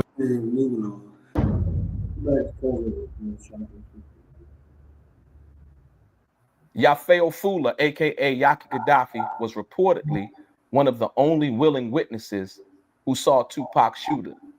Do you think that his death was in any way connected to what he witnessed? And if you could share a little bit more about what you know about what really actually happened to Yafeo. Good question. First of all, Yafeo wasn't the only witness. All right. There was others who saw who shot Tupac. They didn't see his face. But they seen the arm. So Yafeo wasn't the only witness. And no, I don't believe that Yafeo's death is related to what happened in Vegas. The only way that could be possible is that there's a mass conspiracy to link Yafeo's death to what happened with Tupac. I'm not that smart enough or that deep enough to even know how that can play out. So, no, I do not believe his death was related to what happened in Vegas. On the other hand, Yafael died. He got killed November 10th, 1996. He got killed almost a month. He got killed over September. He got killed almost a little over 2 months after Tupac died, right? When Yafael got killed, I was the first one to get the phone call. I was the one who answered the call from a girl in Jersey telling me that Yafael just got shot in the face or got shot in the head, right? I was the one who told Afeni, my aunt, and everybody else in the house, the outlaws, everybody in the house, that Yafael had just got shot. He just got shot. I told everybody that. Now, mind you, this is less than 2 months or a little more than 2 months after Tupac got killed. Our emotional state was in shambles. We were afraid. We were beaten. We were still in shock. And we were traumatized, every one of us, right? Then we get this news that Yafael got killed. It was so traumatic for us because when I got the news, the phone call, simultaneously, we was planning a memorial for Tupac the next day. The next day, we was gonna have a memorial for Tupac in Atlanta. So we're planning his memorial, and I get the phone call that Yafael just got killed or got shot. He hadn't been dead yet. So you guys were in Atlanta when you got that information? We was in Atlanta. He was in New Jersey with a friend of his who happens to be Napoleon's cousin, Mutah's cousin. Mutah was a member of the Outlaws. And he was someone that was very, very close to us, right? At the time. He's still close to us, but not. Anyway, he was related to the person who shot Yafael, right? Mutah was with us when I got the phone call. He was in the house with us. So he had nothing to do with what took place in Jersey. He was just as traumatized, just as shocked, just as painful. It was just as, Pac's murder was just as painful to him as it was to every one of us, right? So we did the memorial the next day. Somehow we was able to gather enough strength as a family to go ahead and do the memorial that we had set up for Pac the next day. There was an outpouring of love and support from politicians and activists and people of that nature, other Panthers, old head Panthers that Faney was close to. There was an outpouring of love and support from them because they knew that we were, you know, mentally, emotionally, physically drained, right? And that we were grieving deeply. So we went out to the funeral for Yafael. Yafael's mother was a dear friend of Afeni's, right? Her name is Yasmin Fuller. Shout out to Yasmin. Shout out to Yasmin, right? Shout out to you, Yasmin. I love you still. But, and Yasmin Fuller was a very close relative. She wasn't a blood relative to us, but she was like an aunt to us. I used to say y'all were crazy thinking that Sauce Walka backdoored his own artist who was recently killed in Memphis. But at this moment in time, I can no longer defend Sauce Walka, bro. All right, because at this point, he's either out of his mind or he's the backdoor king, bro. Either way, it just don't make sense. So the reason why I'm no longer defending Sauce Walka when I hear y'all put in the comment section, Sauce Walka backdoor SOP, is due to this recent interview that Sauce Walka just did. And during this interview, he shot it out actually listed one of Say So P's top ops as somebody he's really close with. If you've been paying attention, then you know already that Say So P's mom and cousin both assigned blame to Sauce Walka and claimed that Say So P was set up and backdoored. So the cousin was right. Stop lying on my cousin name straight up. Y'all running your mouths without the truth. They set my cousin up for an insurance policy. I don't care. F Sauce Walka. Toya Redden would say that, that Ate the Tank was too loyal and he was loyal to the wrong people. And he was actually set up. While being aware that the family of Say So P is already looking at Sauce Walka a little funny in the light, Sauce Walka thought it would be a good idea to go on Wicked Films and shout out these people in particular. Out of everybody else in the world, he could have shouted out. He shouted out this group of people. Still gotta conquer, still gotta achieve. I hate I had to come, you know what I'm saying, be here on these terms. And that's what everybody was saying. It was like, why they had to hit Sauce? Like, you don't even understand. Everybody was like, everybody was just waiting on your response. Like, and then when y'all put that up, bro, everybody was like, because everybody thought people thought I was gonna hate Memphis for this. And yes, bro. Hold a personal vendetta against Memphis. Everybody thought it was a war coming. Yeah, we did. Because motherfuckers know what type of time I be on. Like, it's type of power. It's nothing. I got a different type of power and Real love. talk, Bro. If Real I wanted it to be that, it would be that. Yeah, we know that. Don't mean that don't give me I got people that I love out here. I got a lot of respect out here. I got families and coalitions of different brothers out here from Bread Gang, my big homie Head Endless. You know what I'm saying? I got niggas in the streets all over here that love a nigga, CEO, Jizzle, just a bunch of different gangsters just all around the city. They got a personal love for me that has nothing to do with this particular situation at all. And they feel as if I was with them instead of my personal artist. This not what happened to me. Yeah. By the way that it went, how can I say that that's not true?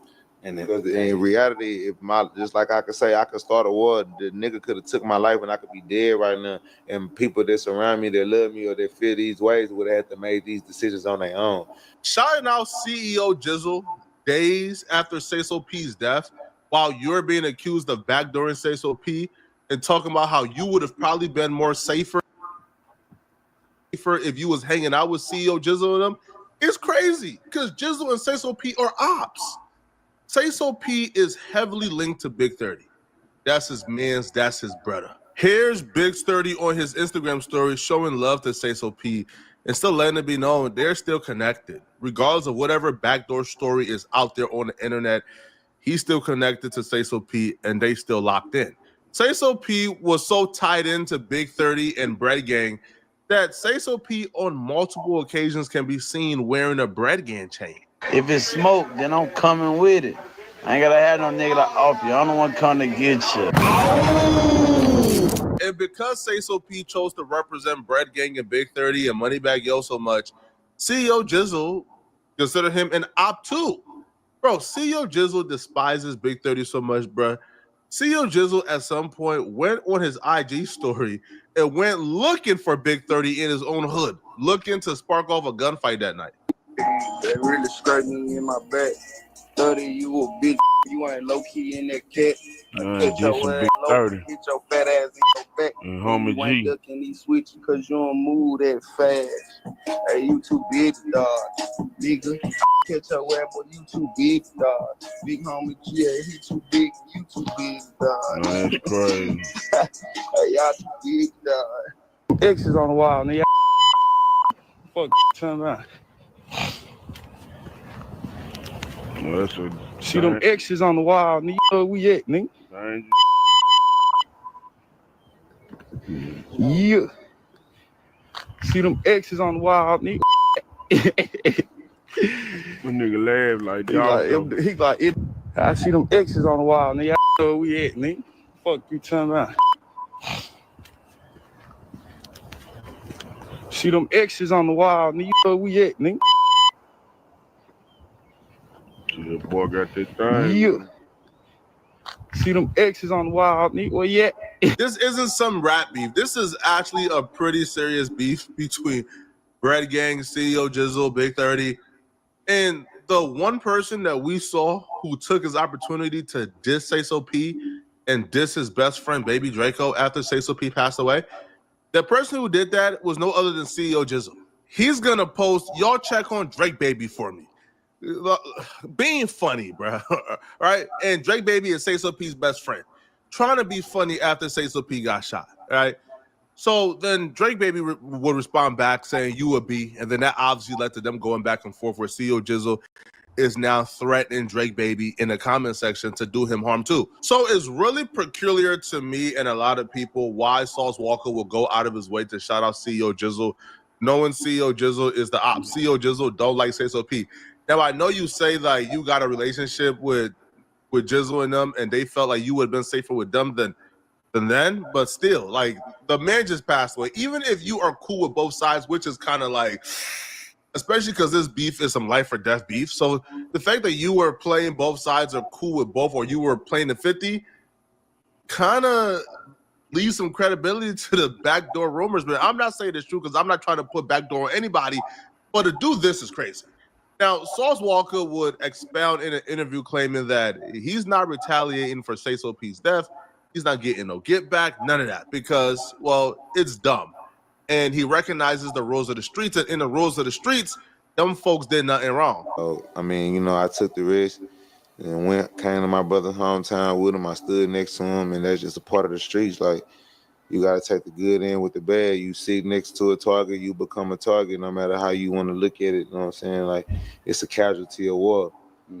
So as much as my heart is broke, as much as my soul is bleeding, I still respect the rules of the streets. I understand what come with this shit. I got to make other people around me and people that's from my city and my state understand that as fucked up as the situation is, and I could have lost my life and my life was put in danger. It wasn't intentionally for me. And motherfucker could have took my life and they didn't. Rainwater was incorrect in terms of they stood over him and gave him a pass because they seen it was him. But Sauce Walker is confirming that the shooters, as we watched on camera, they watched him fall to the ground and they could have ended him there, but they gave him a pass. And because of that particular pass, he's either grateful that they gave him a pass, so now he's not really trying to, get no get back, because as long as they only took Say So P and it wasn't meant for him and they gave him a pass of his life, then he got no reason to slide for Say So P. But others will look at that and say, come on, bro. Who's leaving behind a witness who just seen like everything that's going on?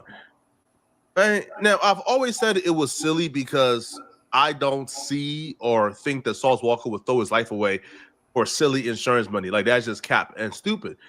But if you tell me that Sauce Walker had a really close relationship with CEO Jizzle, now he's shouting them out, claiming they wanted him to come and hang out with them when he's in Memphis. But the whole time, I thought Sauce Walker was Team Big 30 and Team Say So P. If you tell me that Sauce Walker is really close or closer with these people, and he sacrificed one of his homies because they wanted him, then that's a story that I'll entertain even more. But this is just really bizarre behavior on behalf of Sauce Walker. You know what I'm saying? So good men down here from different cities and states, including mine, around here ready to do whatever by snapping my finger in retaliation to what happened to me and my little brother. But as much as it hurt my soul and it really break me down, I'm damn near getting emotional right now thinking about this shit. I can't retaliate because that's not righteous. Because my brother had his own dealings as a man that a nigga respect. And a motherfucker had the opportunity to make me 100% accountable for the same thing that they felt, whatever the situation is, because I still don't know what the situation is with my brother, but whatever it was, they could have held me the same level of accountable that they did him and took my life for no reason the same way, whatever that his was taken for. So at the end of the day, I got to be a man and be an honorable gangster and respect the fact that I put myself in a place where I wasn't supposed to be standing and sitting there, but as a gangster and as a brother, I'm going to stand next to my brother no matter whatever this nigga going on, whatever his personal beefs or problems is. If we shook hands, and his whole life and energy wasn't surrounded around chaos, but I'm not going to act like my nigga no gangster either. You know what I'm saying? Sometimes gangsters got to cry, sometimes gangsters got to die. I understand respecting the rules of the street.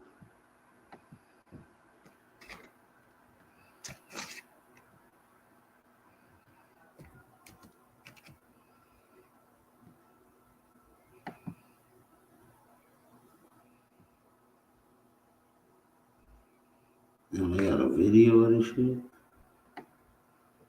It was on camera.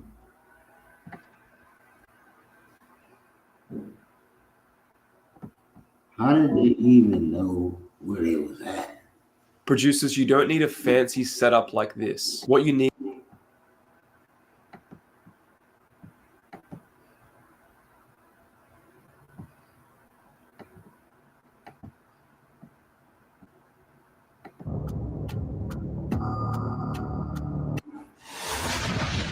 What up, gang? Gonna fight with another video. I say I'm fight with another video. Make sure you hit that like button, comment, subscribe. In the car, because like soon as the car pulled up, they started shooting. They stood right there about 3 seconds and they drove off. Whoever did didn't get caught because they got cameras. It's crazy. Now, according to Rainwater and other bloggers, the shooters stood over Sauce Walker, seen it was him, and basically said, "You good? This for him. He know what he did." I'm gonna play the clip, and y'all let me know from watching the video. Can you tell if any of that took place? Now, the person at the front of the truck, if that was Sauce Walker, he probably was close enough to stand over him. But I guarantee you, he didn't say nothing. You see him shoot, walk up, shoot again, and run off. The guy in the red hoodie, he hit Say So P. You can tell because how his body was positioned at the back of the truck. The guy in the black hoodie hit Sauce Walker for sure, and probably hit Say So P a few times as well. I can't tell if the third shooter shot at all. The nigga, I'm like, is this nigga from Texas? Nah, I heard they stood over Walk and realized it was Walk and said, "Nah, you good." He knew what he did and ran out. Oh, they stood over it. Yeah, and realized it was Walk. Oh, they didn't know it was him. Like, they ain't know him now, buddy from. Nah, I heard they stood over Walk and realized it was Walk and said, "Nah, you good." He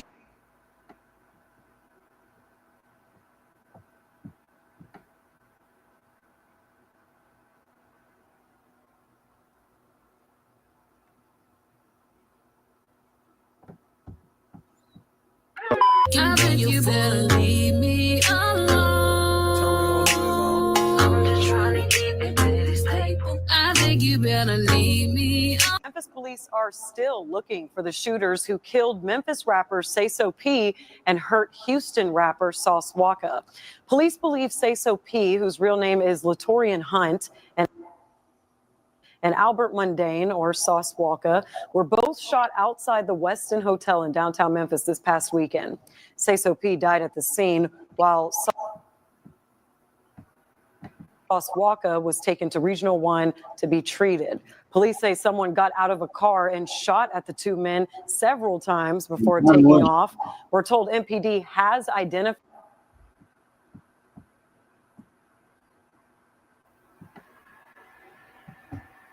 and Albert Mundane, or Sauce Walker, were both shot outside the Westin Hotel in downtown Memphis this past weekend.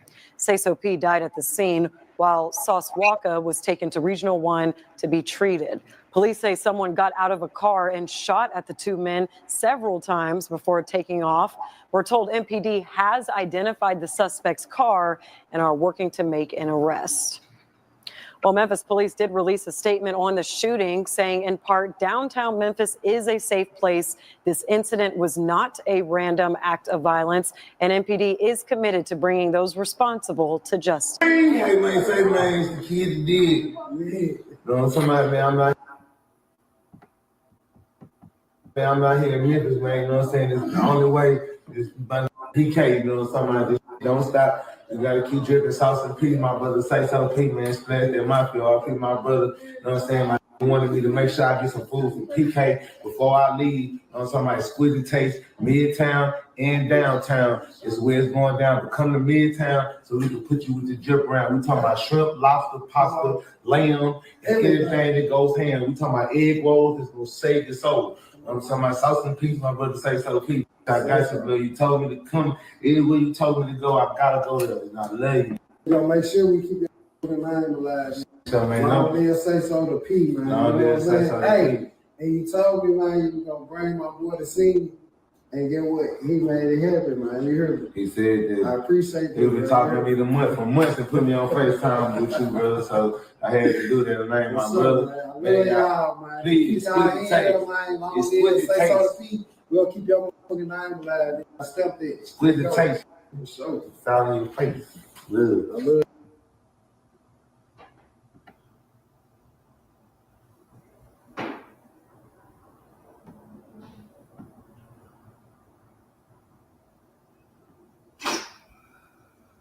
Yo, man, what's up, baby? Hey, man, first of all, man, appreciate you, bro. Like, this means the world, you know, unfortunately, you know, say less, you know, just passed away or whatever. Say so P, man. Say so P. Man. I mean, Mafia, TSF Memphis, say so P. Riley's finest, you know what I'm saying? Sauce and peace to my brother, man. Say so P. I just witnessed my brother lose his life in front of my face down here in Memphis. And my brother had a wish list of things in Memphis that he wanted me to do with him before his passing, before his demise. And I promised him that I would do these things. And regardless if he here to see me do it or watch me do it from above, I got to do that as a man of my word and a man of what I stand for. I'm saying, say so people been around me the last 4 years, traveling America, holding me down, representing my set, my music company and all that shit. And I came down here, stood on the front line with my nigga, and it went the way it went, you feel me? But his main objective was get Sauce Walk on Wicked Films TV, do a mic drop, or go to Superior, go to the Starship. We need you on the Starship, man. Go to Superior, walk with me. So, like, you know what I'm saying? I've been talking to T and talking to Say So P about you and Wicked Films and your journey and how you brought the mic drop to the Midwest and how you started out a lot of these artists' careers with their first early music videos. You know, you talking from the Sexy Reds, the whole list of artists that you really had a huge pivotal part in that career. So, you know what I'm saying, this was supposed to be a big moment for him. For me to sit next to you with him and talk about Say So P and how long he been down with TSF and all the music that he's produced and created and songs, videos that we shot, and just how organic our relationship is. Our relationship never had nothing to do with money or Say So P never paid for a feature or none of that shit. He really earned his way into the South just organically off of his relationship with me and my brother, One Punch, TSF One Punch, Free One Punch. You know what I'm saying? That's my short. He in jail right now, he in the feds right now, you know. Yeah, that's crazy, man, because, you know, that happened like Saturday. And today is Saturday morning, and today is Tuesday. Man, You what still y'all here, gotta and that just realize speak a lot about you. is You know, I think sometimes, man, y'all say backdoor this, that, and this. It be other shit, bro. It be some other shit. Like, y'all don't know the personal relationships people be having. Y'all don't know what's going on with TSF. One thing we know is, remember, TSF was raided by the feds. People went down. Somebody was telling, somebody was doing something, somebody was doing something. Like, you never know what could have happened to lead to that situation. It could have just been what it was, though. I caught slipping. But this my thing is, if you know people looking for you and they on your head, why are you just in Memphis, downtown, just like freely, like ain't nothing gonna happen, when you should have made sure you had security or some homies or somebody that would have been there for response. It was only 3 people with y'all plus a driver. It's crazy. Y'all, nobody had a gun, nobody shot back, nothing. That's crazy. It's a little bit too loose, man. I'm gonna end the podcast, man. We're going on 3 hours, man. This is the News You Can Use podcast. I am the host of the Most Big Surf God, and we are out.